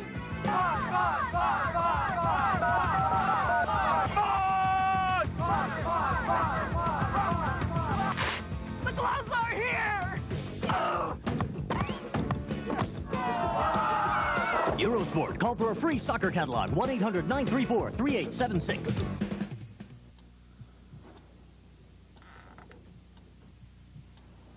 I don't care how much friction there is between us and our parents right before college. Most of us know that they'll miss us, and that they're sad when we go. But that's nothing compared to the way they feel. if we don't come back.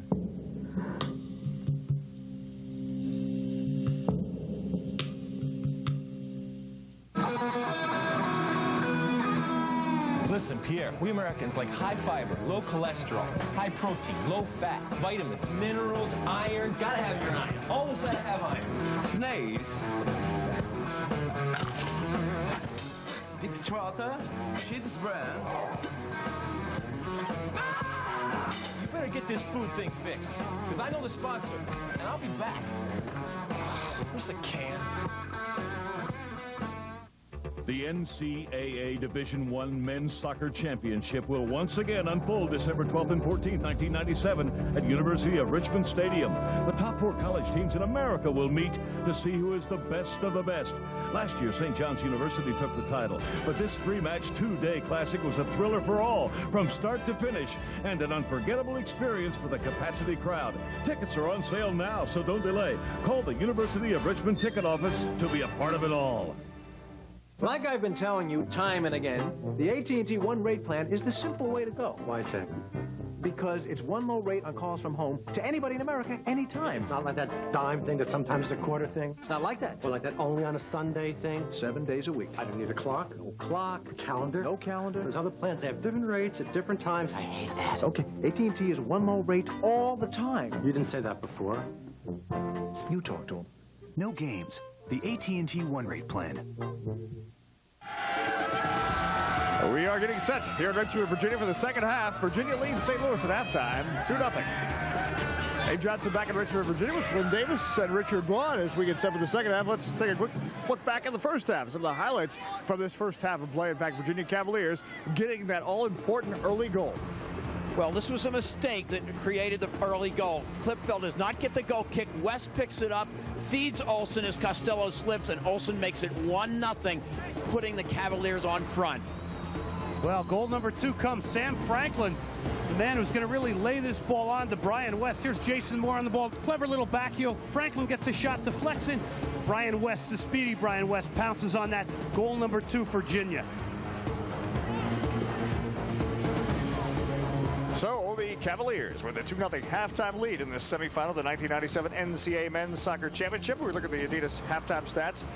And the Cavaliers, with that pressure, having the opportunities, out shooting the Billikens 9-3. Now, the Billikens getting 3 corner kicks in that first half of play. And a Billikens team that did create some opportunities, especially with Tim Tedoni getting into the fray for St. Louis, but they're down 2-0. As we look at Matt Leonard standing over the ball for the Virginia Cavaliers, who right now have what appears to be a comfortable 2-goal lead on St. Louis. We're underway with the second half. St. Louis getting the blue jerseys, Virginia in the white.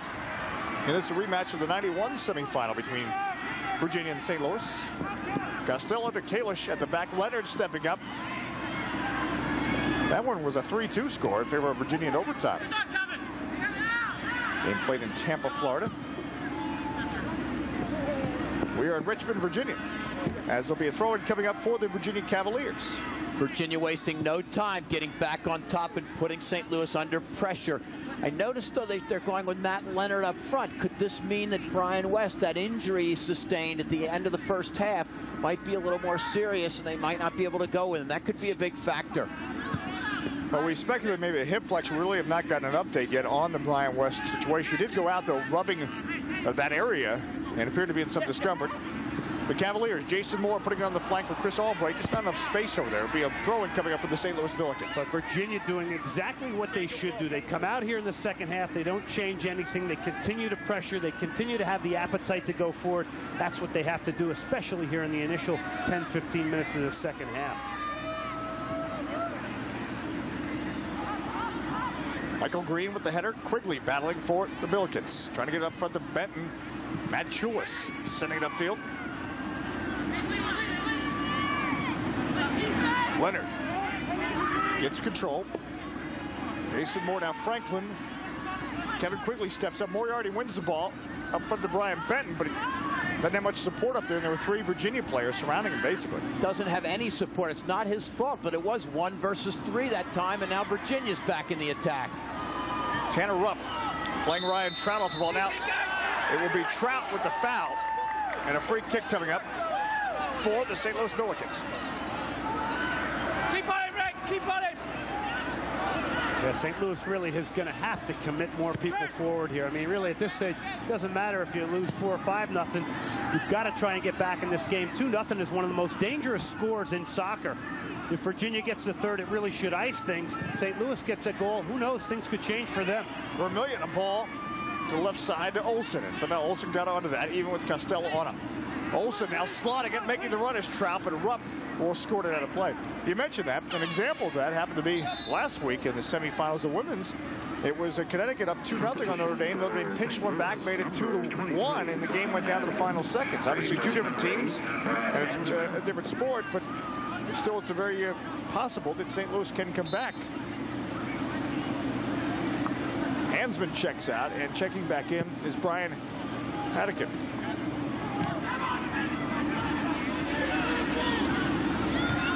The other thing you got to think about is, you know, Olsen's card situation, when you might want to take him off to not risk him getting that extra card and then missing the final against UCLA. So that's another thing you might keep in mind. But then again, now with West possibly injured. That's a good point, because Ben Olsen getting a card last week in the American game. So if he gets a card here today, he would not be able to play the championship game. And something obviously he wants to avoid. It would be eerily reminiscent of the '94 semifinal when Mike Fisher got a card in the semifinal, couldn't play in the championship game. And Ben Olsen has really assumed that role that Mike Fisher had for so long for the Virginia Cavaliers. But Ben Olsen's a very, very smart player, and I think he knows enough. It's a 2-0 game. Why get any risky situations? I don't anticipate his getting a card, and I think if they pull ahead with a third goal, George Gelnovich might get him off. But the Billikens trying to battle back from a 2-goal deficit. Now we say it could be a very dangerous lead. And Virginia clearly, as they try to play it forward to Benton. Benton, nifty flick, trying to get around Chulish. Chulish just has to concede the corner kick because of the artistry of Brian Benton. He's a very good player, and if he can just get some more support and work in combination with players, he's going to be a lot more effective. And these are the dangerous situations for Virginia, these restarts, because St. Louis is very tough, and they get players like Tadoni coming forward to get on the end of crosses. Quigley sets it up for Logic. Logic escapes Chapelwall, now sends it in. Yetzo has to just parry it away and punch it away. And we'll have another corner kick coming up for St. Louis. Logic just basically so deceptive there, and just Chapelwall, really, that's a cardinal sin. You don't get beat on the end line like that, but Logic just put him off balance and literally almost ran the ball along the end line. Well, they've always set the ball up as if they're going to hit the ball in with Quigley, and Logic fooled him. Very deceptive that time. Now Quigley does hit it in. Moriarty the header, Rupp the header, and another corner kick coming up. As Tanner Rupp's header glanced off a Virginia player. And Matt Leonard may be that player. He's holding on to the side of his head. And now they'll try to get Vidal Logic taking the corner.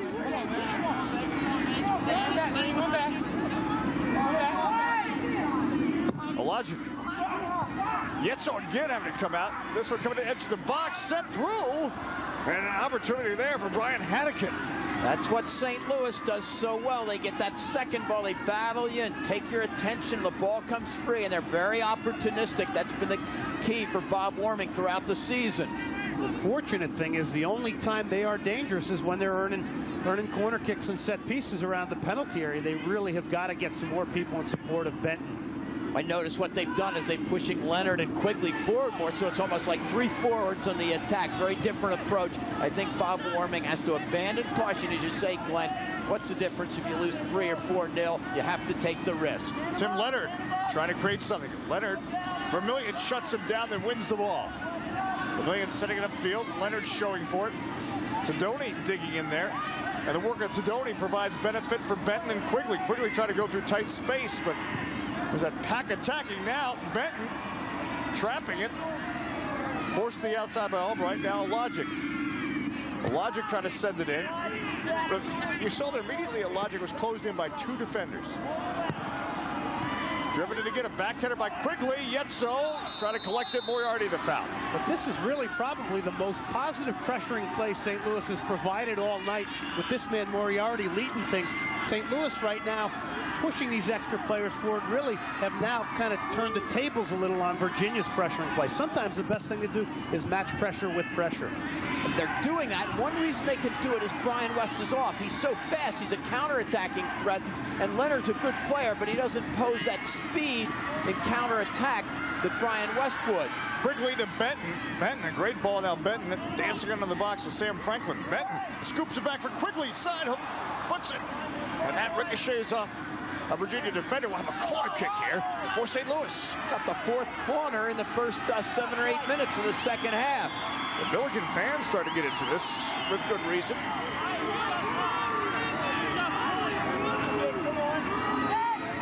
Without a logic, will take the corner once again. St. Louis getting everybody almost into the penalty area. A couple players around the edge of the 18. Backhanded across. Benton was waiting far post, storming in, and a chance once again as Kevin Kalish stepped up for the St. Louis Billikens. Well, they really attack the ball, St. Louis does, and Bob Warming has undoubtedly spoken to them about it. Let's put some more pressure on. Let's see if we can force these restarts. Thus far, Virginia's handled it, but there's been some anxious moments for Brock Yetso.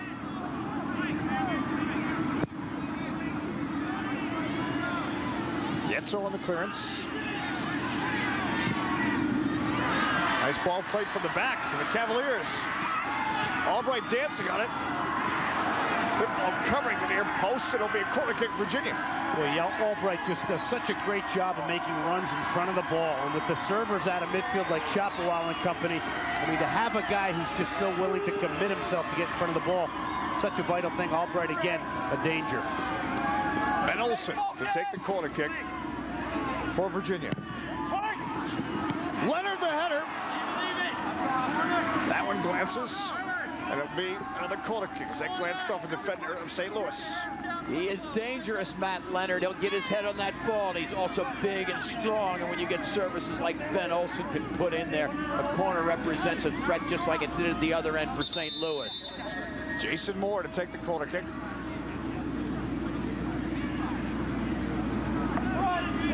Casey Kleffold taking time to adjust his defense. Moore.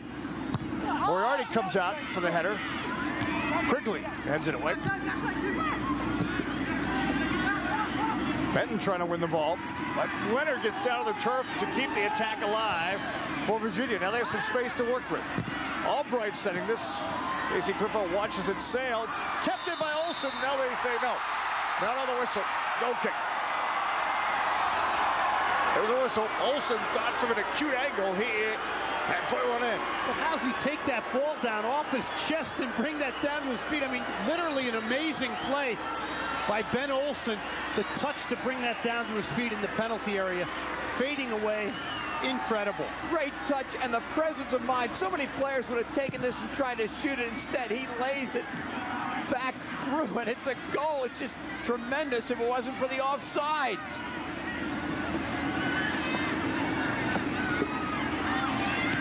Tanner Rupp now with the cross in the middle. Franklin intervenes. And it'll be a corner kick coming up for St. Louis. Another corner kick now for the Billikens. Turning into a restart match here. And St. Louis, you can't give them too many because with players like Tadoni coming forward, they always pose a threat on these corners. Without a logic, and Kevin Quigley in tight. A logic standing over the ball. Tees it up for Logic, and it's headed in tight by Tadoni, but that goes over the bar. Well, he is such a danger, and that's a great corner whipped into the near post. Going to the near post is such a great thing. He just tried to help that ball on. Unfortunately, it goes over the bar, but St. Louis, the never say die attitude. I think that's one thing you can never say about St. Louis. They fight for 90 minutes. They're here to continue to compete in this one. That's one thing that Bob Warming has really instilled in his team. He's told them if you work harder than anybody else, you will feel like you deserve to win, and it'll show in your play. Quigley Leonard with a touch. Cleared away, but a throw-in coming up for St. Louis as they continue to pressure relentlessly. Nice touch. Now Tadoni, the cross.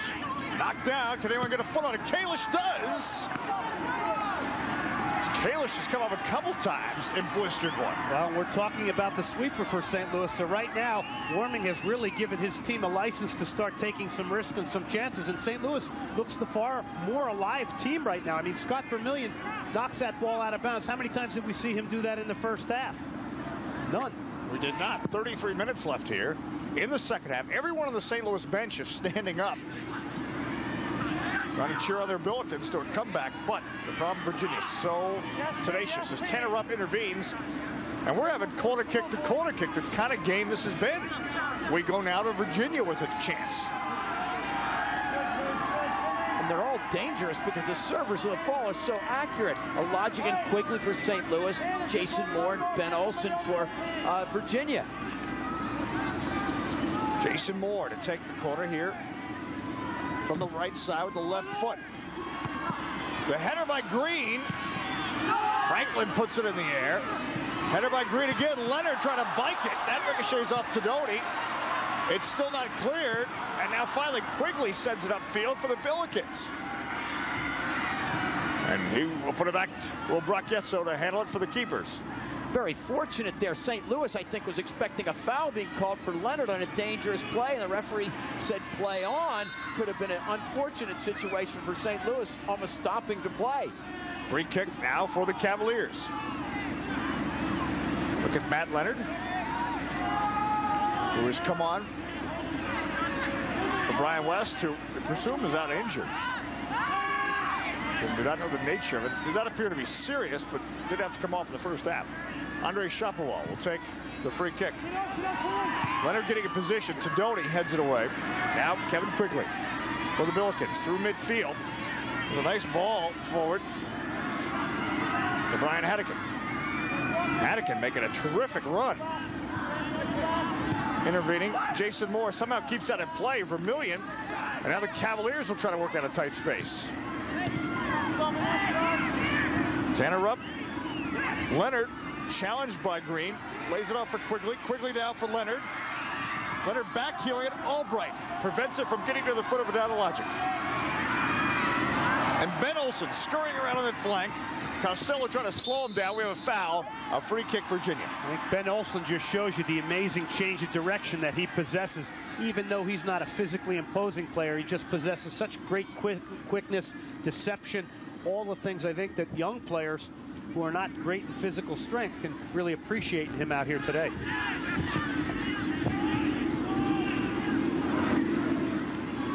Vermillion keeping it in play for the Cavaliers. Ryan Benton tracking back from his striker position to win the ball for the Billikens. St. Louis the blue, Virginia the white. Dave Johnson, Glenn Davis, Richard Broad with you in Richmond, Virginia. NCAA semifinal. And the winner of this one advances to Sunday's championship game against UCLA. Nifty flick for Ryan Trout. Trout now. Freshman laying it off for Shapovalov. Shapovalov the shot, clipped on the save. And it's cleared away at the back by Moriarty. Tremendous work by Ryan Trout as Andre Shapovalov is denied by Klippfeld, his best play of the game thus far. Otherwise, it's 3-0. Here we're looking at it again. It's a great ball by Trout. Shapovalov with one touch drills it, and Klippfeld coming out in perfect position to cut down the angle. Klippfeld under pressure again. Shapovalov sliding it for Leonard. There's a flag up. You know, Dave, anytime you're under pressure and you're really taking risk, you really have to have a goalkeeper that'll come up with a big save for you. Klippfeld really does a great job there for St. Louis. Throw in for the Billikens. 2 first-half goals by the Virginia Cavaliers. Brian West and Ben Olsen, the goal scorers. Olsen on the ball now, winning the ball. Into space for Trout. Trout, oh, nice ball across the middle, but St. Louis able to clear.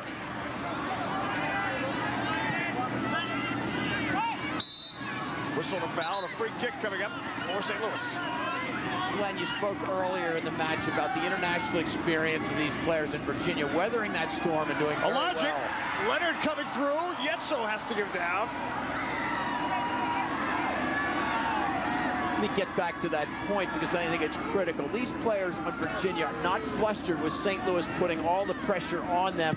They settle it down. They have players like Olsen who can control the play, and Vermillion and Schulis who are so sure. They supply great leadership. And despite the intensity of St. Louis pressure, Virginia's still keeping their rhythm in the game. The foul on Tanner Rupp. It'll be a free kick coming up for the Virginia Cavaliers. They await the retrieval of the ball. Under 30 minutes now left, and the Virginia Cavaliers have booked themselves a spot in the final against UCLA. Vermillion. Moriarty, the header. Taylor's trying to win it. Shot ball, touchdown. Leonard on the ball. Leonard eluding challenges. Shot ball. The service. Clipfeld is there to keep it away from Albright. Now, St. Louis. Logic trying to work it quickly up the flank. The challenge by Green. Too much spark in that one, and a foul against Green. On the free kick. Benton battling Vermillion. Vermillion wins the tackle. Goes it again. And St. Louis. Another great chance here. Brian Benton has accounted himself very well in this match. His ability to hold the ball. Once again, he's more effective when he can get Quigley, get Leonard up in supporting positions. But Benton has been dangerous, especially in the second half when he's had some company up front. Free kick by Quigley. Franklin gets ahead on it. Benton rather trying to settle it. Attica trying to knife through, but the Cavaliers clear it. Costello knocks it back to Clipfeld.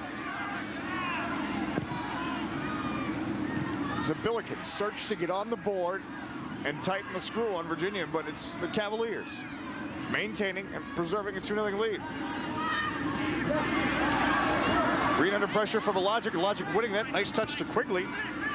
Leonard. Tim Leonard. The shot by Leonard. Nice work by Kevin Quigley. Very intelligent player, and he doesn't play beyond himself, but he picked this moment there setting up Tim Leonard. When he gets involved, that's when the Billikens are most dangerous. Jason Mims replacing Tanner Rupp. We've had word that Brian West has a pulled quad muscle, and he is indeed done for the day after scoring a goal for the Virginia Cavaliers. One of the 2 first-half goals in this match. Knifing forward, Ryan Trout. Trout chased by Kalish. Trout gets behind the defense. The 6 shot wall. It's in the net. Ben Olsen. It's in the net. It's in the net. A goal, Virginia. Casey Clipfeld, not a chance with that one, as Ben Olsen with magnificent running off the ball. Gets in a perfect position. Ryan Trout creates this one with a great run down the flank. He gets going by 2 defenders, lays the ball back to Chapelwall, who simply has the presence to redirect it, and Ben Olsen right there at the doorstep. No mistake in that one. It's 3-0. We see Kalish's covering position there. Unfortunately, he overcommits himself. Trout takes advantage of that. And with all these St. Louis players on the goal line, there's no doubt that Olsen's goal will count. It'll be interesting to see, Dave, if they do take him off. And Andre Chabot, that deft touch that you've talked about so often, Glenn Davis, that he's a factor in the game. 3-0, the Cavaliers, with what could be an insurmountable lead. Moriarty trying to get onto it. And pointing to the penalty spot, penalty. I think. Is this a foul against Leonard? A penalty. Leonard getting called for the foul, Moriarty, and of course a foul in the box is a penalty kick. I can only think it must have been an elbow thrown as Leonard went up for the ball, but that is an unusual call in that particular situation. Matt Leonard in disbelief. And how often do you see players jostling for position on a free kick? That we'd have to see if we can find something on the replay. Tim Leonard a chance now to score 3-0 to put the Billikens on the board. 12 yards separate him from Brock Yetso. Leonard, it's in the net. It's in the net. Goal, St. Louis. The Billikens have scored. On the PK. But still a 2-goal lead for St. Louis, but I think what has to be considered a shocking development, gentlemen. Well, it all of a sudden gives St. Louis hope again. I think at 3-0, you really lose a lot of hope. Hopefully we can get another look at that foul, but it gives St. Louis hope again, and they're back in the same situation where if they can get another goal here, they can make this interesting. Albright.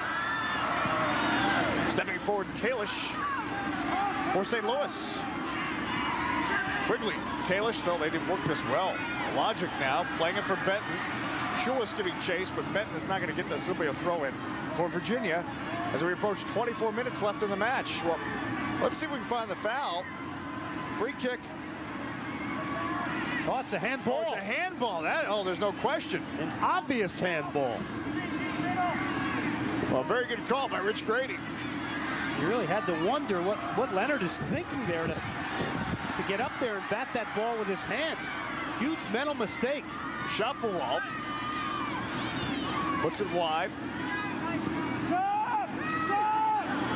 Now, the beauty of replay, it suddenly is not so shocking that a penalty kick was called.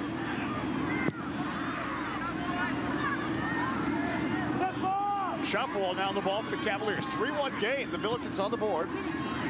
Leonard touches it for Shopwell. Shopwell knifing through. He is closed down by Kalish. Now Quigley for the Billikens. Tim Leonard on the ball. He scored the penalty kick. Mike Moriarty did well to switch the point of attack to the right to Vidal Logic. Logic trying to get a burst of speed on Albright. He does.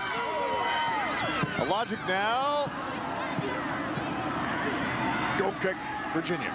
Logic adds that element of pace down the flanks. We didn't see much of that in the first half because he was back defending.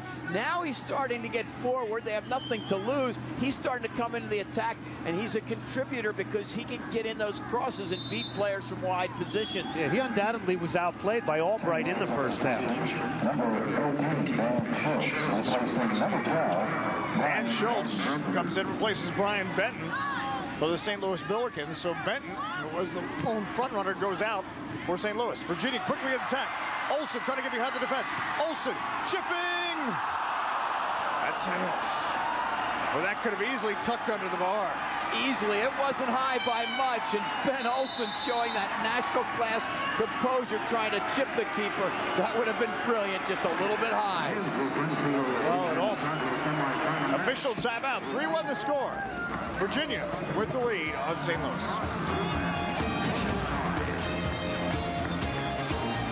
Are you a soccer fan? Can't get enough of the sport you love? Read Soccer America. Get the most soccer news from around the country and around the world. Call 1-800-335-GOAL to start your weekly subscription. You won't miss any of the big plays with Soccer America. MLS, U.S. national teams, college, international, interviews with the pros, scores, schedules, insight, opinion, analysis, and more. Soccer America delivers total soccer coverage every week. Call 1-800-335-GOAL to start your subscription. Call 1-800-335-GOAL now. Like I've been telling you time and again, the AT&T One Rate plan is the simple way to go. Why is that? Because it's one low rate on calls from home to anybody in America anytime. It's not like that dime thing that sometimes is a quarter thing. It's not like that. Or like that only on a Sunday thing. 7 days a week. I don't need a clock. No clock. A calendar. No calendar. Those other plans, they have different rates at different times. I hate that. Okay, AT&T is one low rate all the time. You didn't say that before. You talk to him. No games. The AT&T One Rate plan. Listen, Pierre, we Americans need a good night's sleep. A shower that works. The power shower. The French King Sop.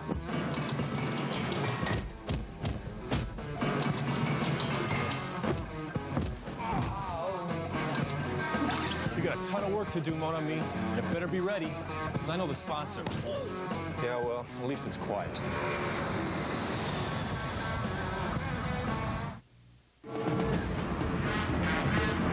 Second half action, this NCAA semifinal. Dave Johnson, Glenn Davis, Richard Broad, and the Billiken. St. Louis Billiken, that would be. Yeah. Good luck charm. In the early 1900s, it became the Billiken's mascot because a sports writer in St. Louis thought the football coach looked a little bit like the good luck charm, the Billiken. And it has stayed with St. Louis University ever since. Ryan Trout again getting behind the defense, bending it back to the 6th. But Tononi is there for St. Louis as we continue. From Richmond, the semifinal, the winner advances to meet UCLA in the championship game. Virginia is in the white. St. Louis in the blue.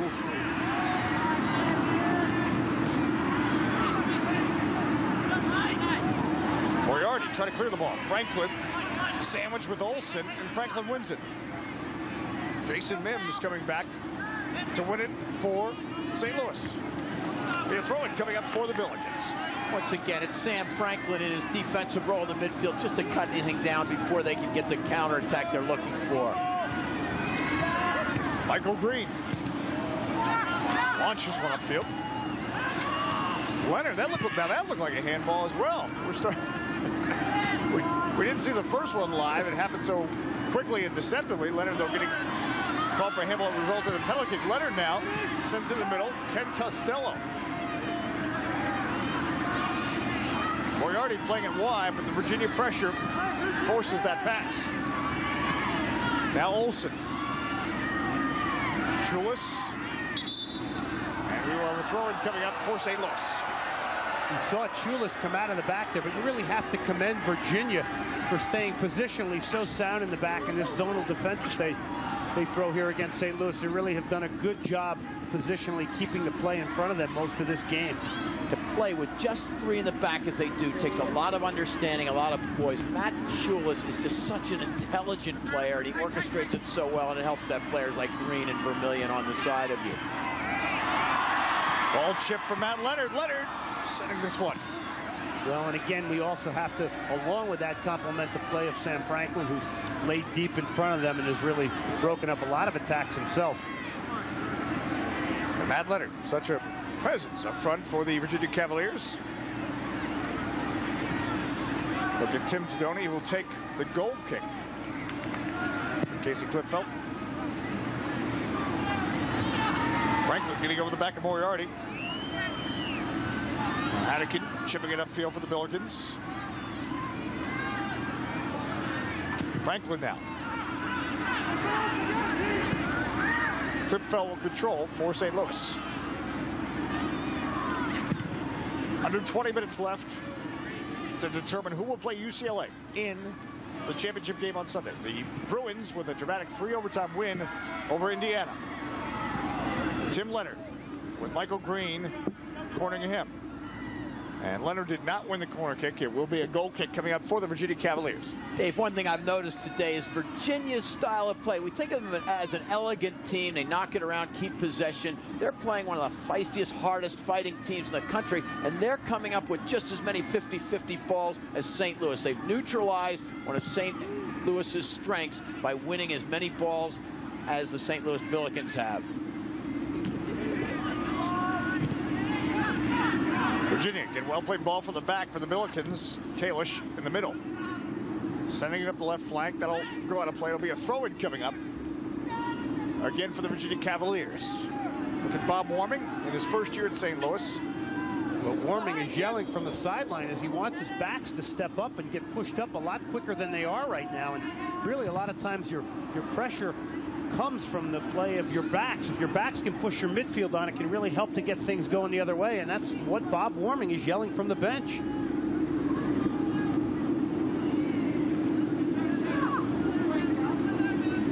Ryan Trout helps set up the third goal.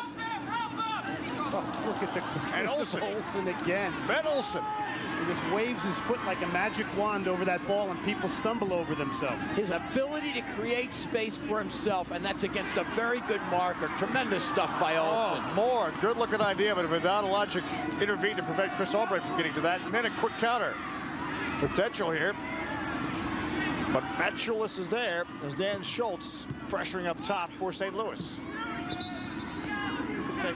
Glenn, you talked about Bob Warming's desire to get his players pressuring from the back. They need to get out of the back quicker as well. The ball was played up to Dan Schultz, who's a dangerous attacker, but once again, he is there with nobody. They have to get everybody up behind the ball to get numbers into the attack. And that's the responsibility of defenders. That's something they have to add to the game. They build the attack, and they can also help the presence of pushing their midfield on. Franklin chipping the ball in the middle. Shopwell, Andre Shopwell, magic closed down by Mims. Kalish battling with Shopwell.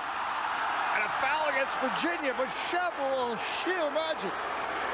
I think they called the foul on Andre Shopwell, but that was just unbelievable individual artistry by that man, just taking players on in this attacking role he's playing now. He's coming in, chests it down, tremendous skill, flicks the ball past Hannigan. He's going in, he can't quite get it as Mims comes back.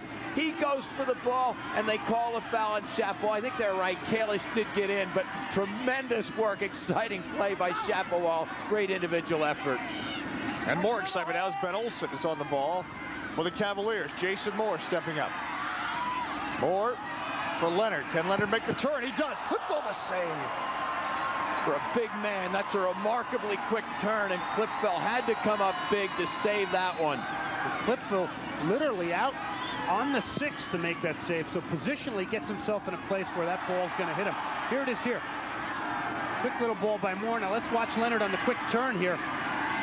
Little time and space, gets a shot up, but right there, Casey Clipfell on the edge of the 6, positionally sound. Back to live action. Virginia's won a corner kick as Tononi preventing Leonard from making a cross. Tim Tononi of St. Louis, but Virginia up 3-1 with about 16 minutes left here in the second half. Jason Moore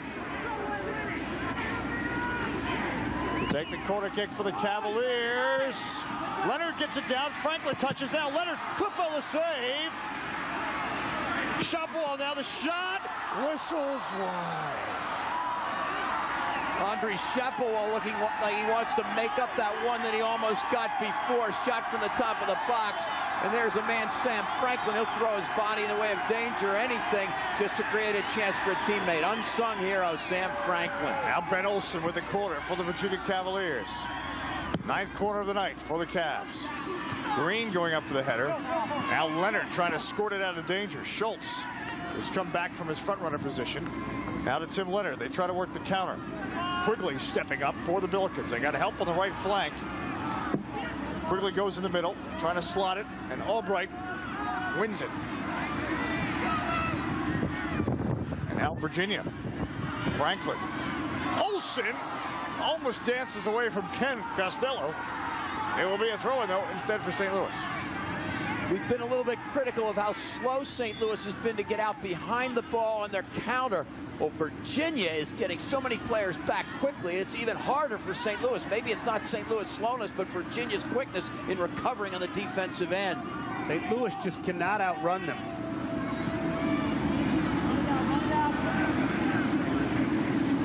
I think team speed is a real question here that you really got to count on. I mean, Virginia, as talented and athletic as they are, they also have tremendous team speed and quickness. Can't teach team speed. And that team that's in the final, UCLA, also has quickness. Legacy of John Wooden. He said that's what he recruited in basketball and applies here Quigley in soccer. for Leonard across the middle. Logic coming through. Logic stayed with it, and yet so smothering. But Logic knifing through, and if that would have made it 3-2, all of a sudden with 14 minutes left, very dramatic. That's what he does best, get forward in the attack, and he forced Chris Albright to come back and track him. Albright doesn't come back. That's a second goal for St. Louis. Now the Cavs again coming in waves. Olsen, Clipfell gets down and saves it. And again, the attack built by a great little turn by Shapwell, and he just clips a little ball with the outside of his foot. He just makes players look so great with the passes he makes, but he's also been getting some tremendous running in front of the ball for him to lay balls on. Ben Olsen is great with the ball, and he's great without the ball, and he's got players like Shapwell to serve him. He makes those runs. He's going to get service and going to be dangerous. Albright is dribbled out of play, and it will be a goal kick as Brian Benton gets set to check back in along with Brad Hansman for the St. Louis Billikens. And out will come Fadana Logic and also and Schultz. So Benton replaces Schultz up top. So the Billikens with some fresh lights for the final 13 minutes. Searching for 2 goals to equalize this match. NCAA semifinal from Richmond, Virginia.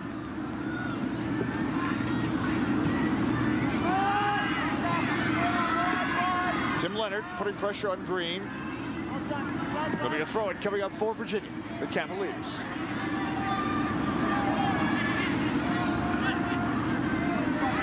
Quickly on the ball for St. Louis. Heineken now. Leonard creating space. Now, wide for Mims. Can he get through it? Throw in for Virginia. The Cavaliers have possession with 12 minutes left. Glenn, you talked about team speed. Just that little incident there. Ryan Trout getting there to shield the ball off, so there's no way that Mims can get to it. A throw in for Virginia. Olsen looking upfield.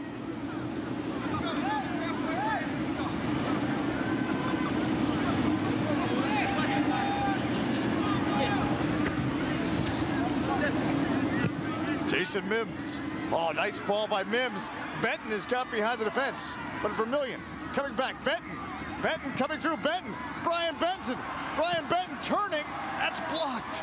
But Benton.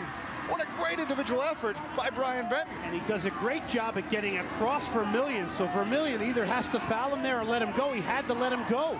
At one point, I thought the play was over. I thought Benton had missed the opportunity to go to goal. Mims knifing through, then Vermillion getting the foul. A free kick here for St. Louis. Well, St. Louis continues to make this interesting.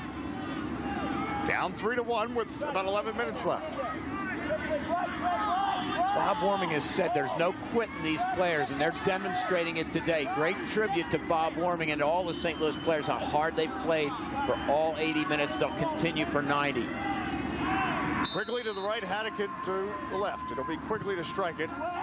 Coming through, backhander now. Kalish trying to get onto it, and it's cleared by Vermillion. Kalish was so close to having an opportunity from about 8 yards out. Leonard trapping it, getting around Vermillion. Yetzo out.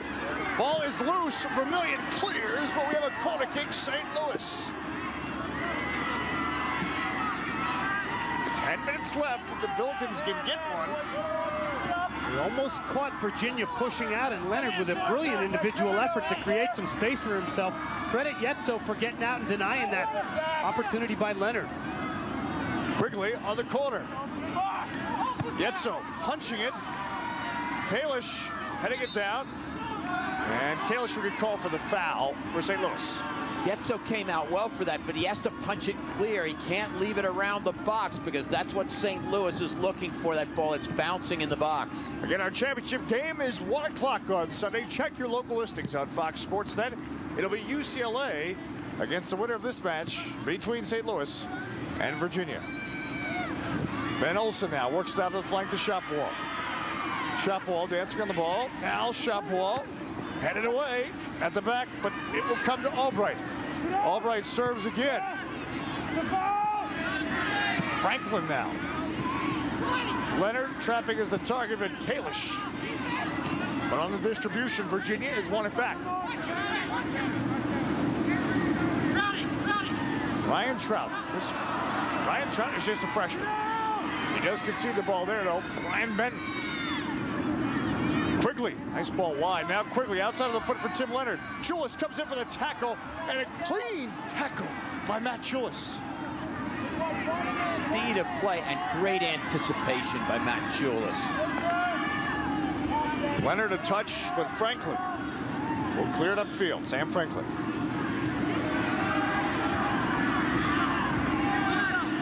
Jason Moore for the Cavaliers.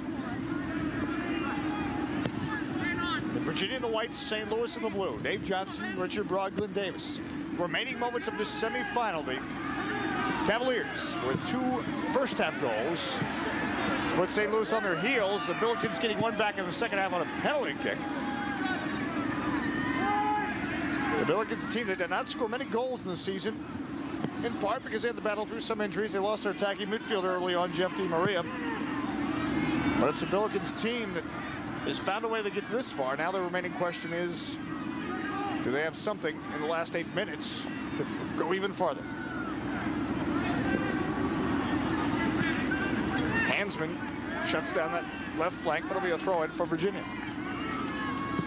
And what a championship weekend this has been so far. Indiana and UCLA battling to 3 overtimes. UCLA the winner.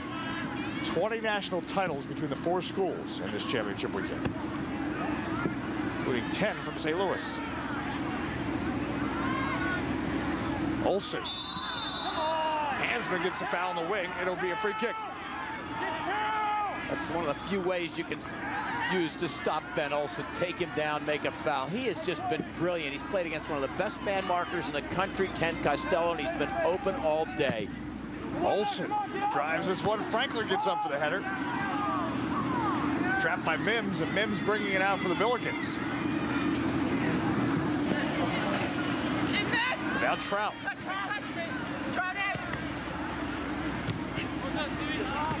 It'll be a throw-in for Virginia. And Brian Trout. Leonard. It'll be another throw-in for the Cavaliers. Cavaliers such an entertaining team to watch. Quigley at the back for the Billikens. Throw it for St. Louis. And again, I think you can't underestimate the license to attack that Virginia has, not only because they have great skillful players, but because they have such a solid backline that really gives everybody the confidence to attack and play with flair and go forward. Ryan West remains on the bench. He scored a goal in the first half, but he has a pulled quad. So the Cavaliers hope he'll be okay for Sunday's championship game, should they hold on the remaining 6 minutes. And that's a concern because it looks like they will hold on. They're playing a very good UCLA team, and they may need all their weapons against UCLA. Certainly Brian West is an important weapon. Bob Warming, again, first-year head coach of the Billikens. Kalish for the Billikens. Quigley not working on that flank. It'll be a throw-in coming up for Virginia.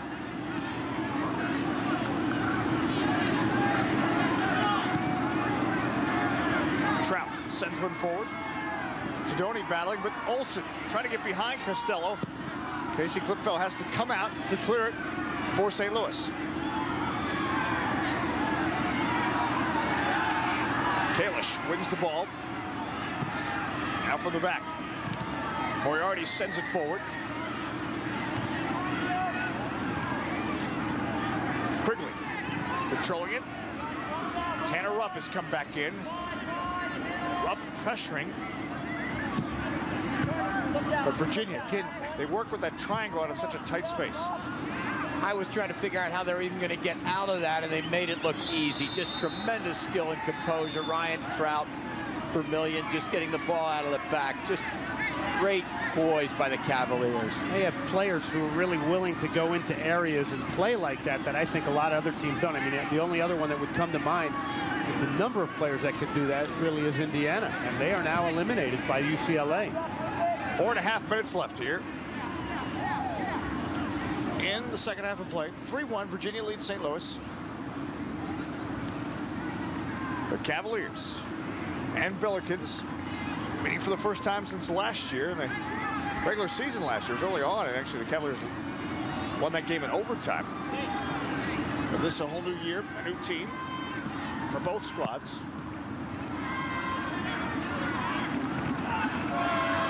Leonard lays the ball off. Corbett coming up, who's just coming to the game. Yetso has to come out. There's a foul. There's a foul.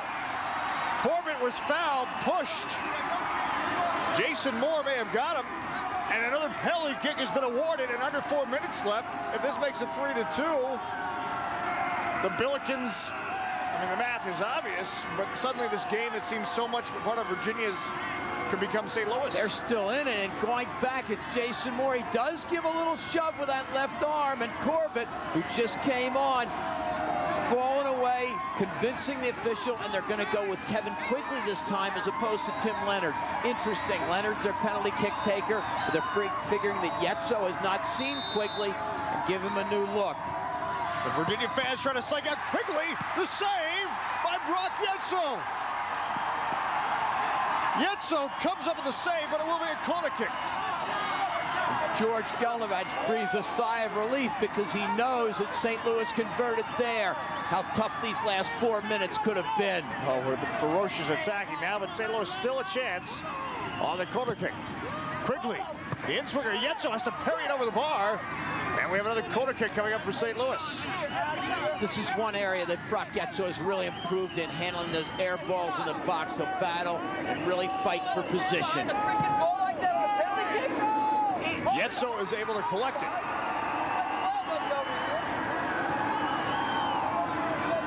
3-1. Virginia trying to hold on and getting. That is the amazing thing about this sport, Richard. That you look at a situation, Virginia in command up by 2 goals. Then something like a penalty occurs, and we could have had and may still have a dramatic ending. We've seen how restarts affect games. A restart goal winning it for UCLA in the first one, and then you imagine 2 penalty kick scores if Quigley had converted that one. Leonard in the corner. And it'll be a throw-in for Virginia. You saw that penalty kick as Quigley was trying to take it. The fans at the one end of the field were standing behind the goal, very active, and Bob Warming not happy with this, thinking they should not have been there.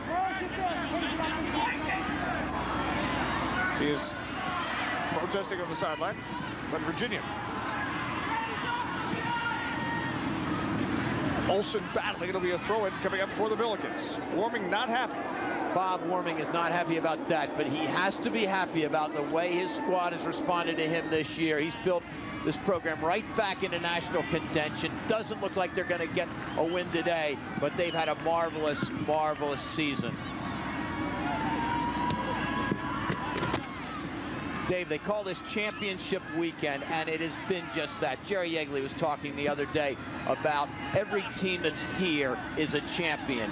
Indiana, offside flag, has been a champion. They've had a marvelous season, and it's just disappointing that they can't go forward. They ran up against a gallant UCLA team and took advantage of their chances. But Indiana's a champion.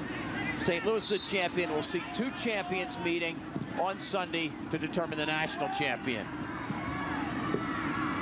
The bicycle kick to save by Yetzo, as St. Louis still putting the pressure on. I think that was Craig Corbett, who's come on late in the game and caused some exciting moments. A minute left. I think that's a memory we'll have of this Billiken team, a team that came here not thinking at all they were an underdog and had not played like one. The whole team standing there the whole second half with a great show of spirit. And it's a team that, despite the 2-goal deficit, you know, they never thought they were out of it. Leonard holding the ball. And Tononi knocks it away, and it will be Virginia's ball with 28 seconds left. So the Cavaliers on their way into a familiar position. The championship game.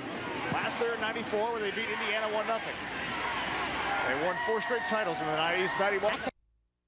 But you can never discount individual players here with 6 minutes left. And Armando Rossi trying to get control of the wall here, and he stops the clock. It's a great free kick opportunity for Virginia.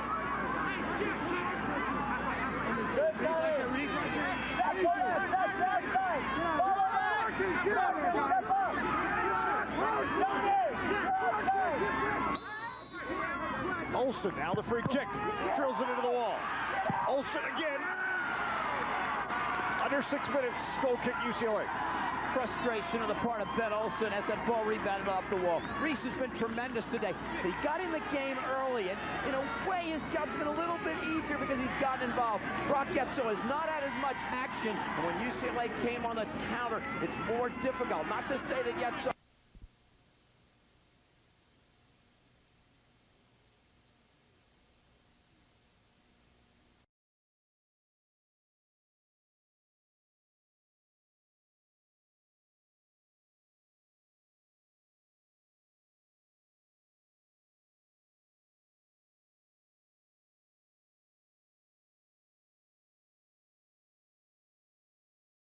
Virginia the next level back to the national championship on Sunday.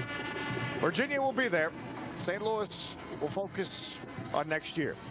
The final, the Virginia Cavaliers 3, the St. Louis Billikens 1. We're coming back to Richmond, Virginia.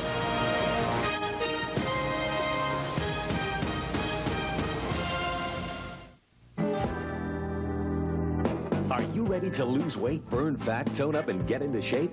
Elliptical training is a brand new, proven way to get you there. And no home elliptical trainer is a better value than the Powertrain. Compare for yourself. Powertrain has every major feature of those higher-priced home and club elliptical machines. Elliptical motion for a smooth, low-impact ride.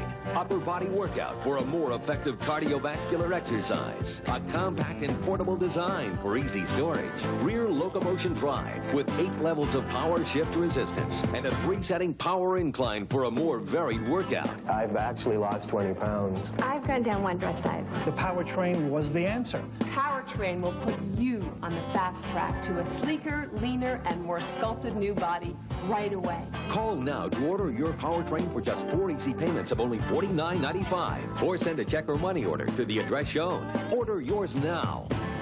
Why is Cotman the leader in transmission repair in the St. Louis metro area? Ask your local dealer. It's because we specialize in using the latest technology. It's our free and exclusive TransCheck 21 Plus service.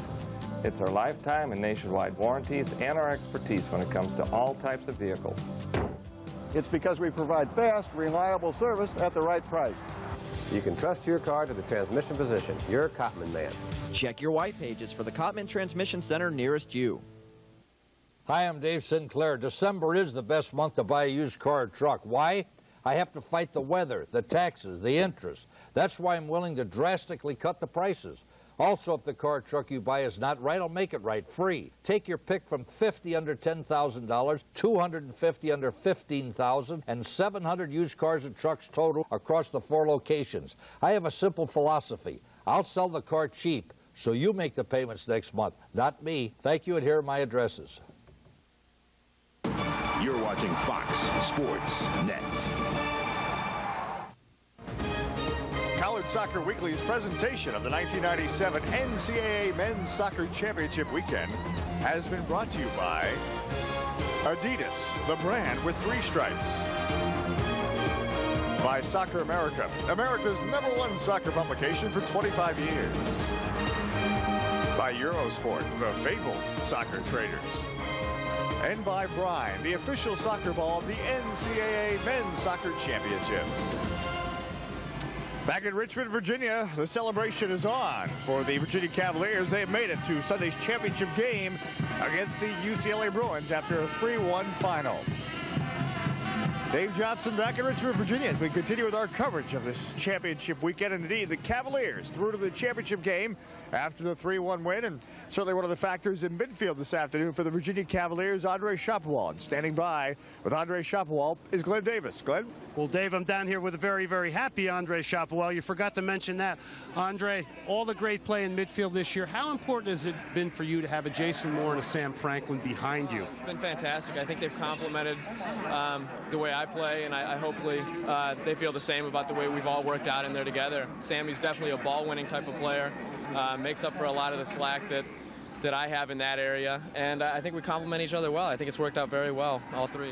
The American University game, you played a team that collectively played in some ways very similar to St. Louis. Did you guys learn a big lesson from that matchup? I think definitely, especially the first 20 minutes. American came out and kind of had us on our heels definitely for the first 20, and so I think that was a learning experience for us coming into this game. St. Louis was the type of team that never quit, and you know, they showed it. They had a lot of good chances tonight. You guys having to wait around as UCLA and Indiana went into overtime. Were there some nervous moments for there? That's tough. I mean, it's real tough. You're ready to go. You've been sitting around the motel all day, and you know you're anxious to go already. And you know, I mean, you come in and you have at least another half-hour wait. It's tough on you, definitely. Andre, we wish you luck in the finals. Appreciate it. Back to you, Dave. All right, thanks, Glenn Davis. The St. Louis Billikens, a hearty showing in this semifinal, but Virginia does advance the championship game. We're coming back.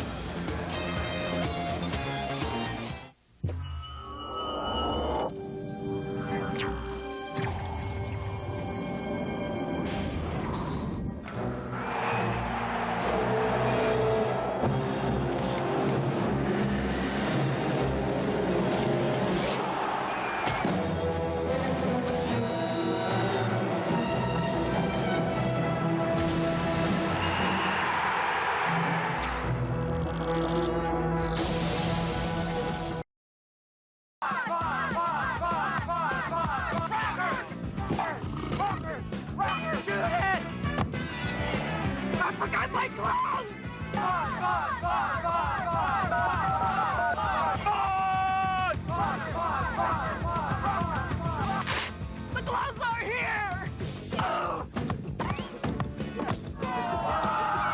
Eurosport. Call for a free soccer catalog. 1-800-934-3876.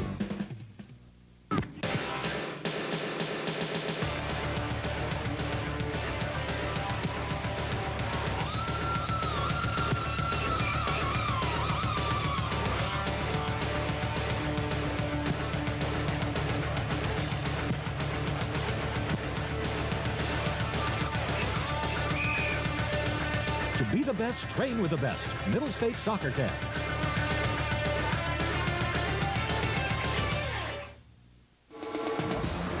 In Richmond, Virginia, as we continue our coverage of the 1997 NCAA men's soccer semifinals, the Virginia Cavaliers, 3-1 winners over the St. Louis Billikens. And standing by with Glenn Davis is Ben Olsen, who once again was stunning on the afternoon.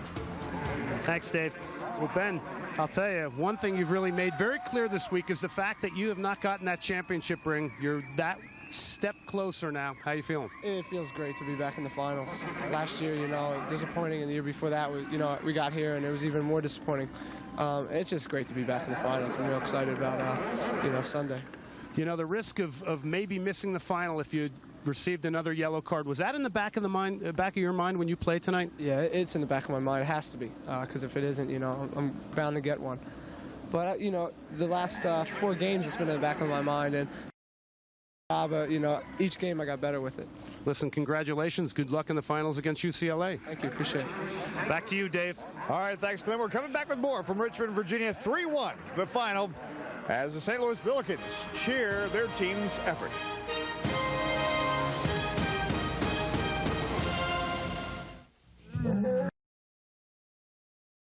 Is to warn threatening bachelor males from other prides to stay away from their young.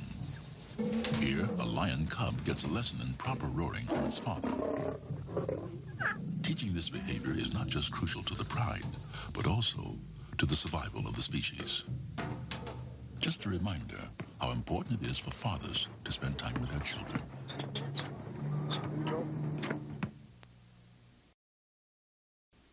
Weeknights on FX, the best primetime on cable. First at 8, they captured our imagination. If it's not human, what is it? And became a phenomenon. David Duchovny and Gillian Anderson starred in The X-Files. Then at 9, Dennis Franz, David Caruso, Jimmy Smits, Kim Delaney. The show that was nominated for over 50 Emmys, NYPD Blue. Weeknights, FX has the best primetime on cable. The X-Files and NYPD Blue. 5 nights a week. Hi, I'm Dave Sinclair. December is the best month to buy a used car or truck. Why? I have to fight the weather, the taxes, the interest. That's why I'm willing to drastically cut the prices. Also, if the car or truck you buy is not right, I'll make it right, free. Take your pick from 50 under $10,000, 250 under $15,000, and 700 used cars and trucks total across the 4 locations. I have a simple philosophy. I'll sell the car cheap, so you make the payments next month, not me. Thank you, and here are my addresses. Would you pay $3 for a 15-cent valve stem or $32 a set for wheel balancing? These extra charges hide the real price you pay for your tires. But not at Auto Tire. We give you the bottom line price, no extra charges, like Michelin MX4, $58.95 installed, or Uniroyal Tiger Paws, $42.60 installed. Auto Tire is a home of lifetime brakes, $69.90 per axle, and a lube oil and filter, $17.90. At Auto Tire, we'll win you with great prices. We'll keep you with great service.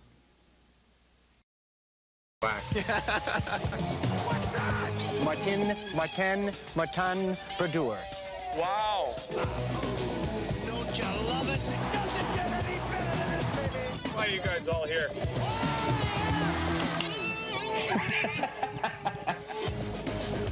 John, look out. This is the Stanley Cup. You do what you have to do to win. Because nothing else matters. This is NHL Cool Shots presented by Powerade. Today from Washington, we take off with Capitals forward Joe Juneau, literally. And a new coach hits the ice. Supermodel Tyra Banks teams up with USA hockey players turned models. First question is, who else is doing it and what's going on? And it was Mike and Tony and Billy and Brian and all the guys I knew. And I was excited about it.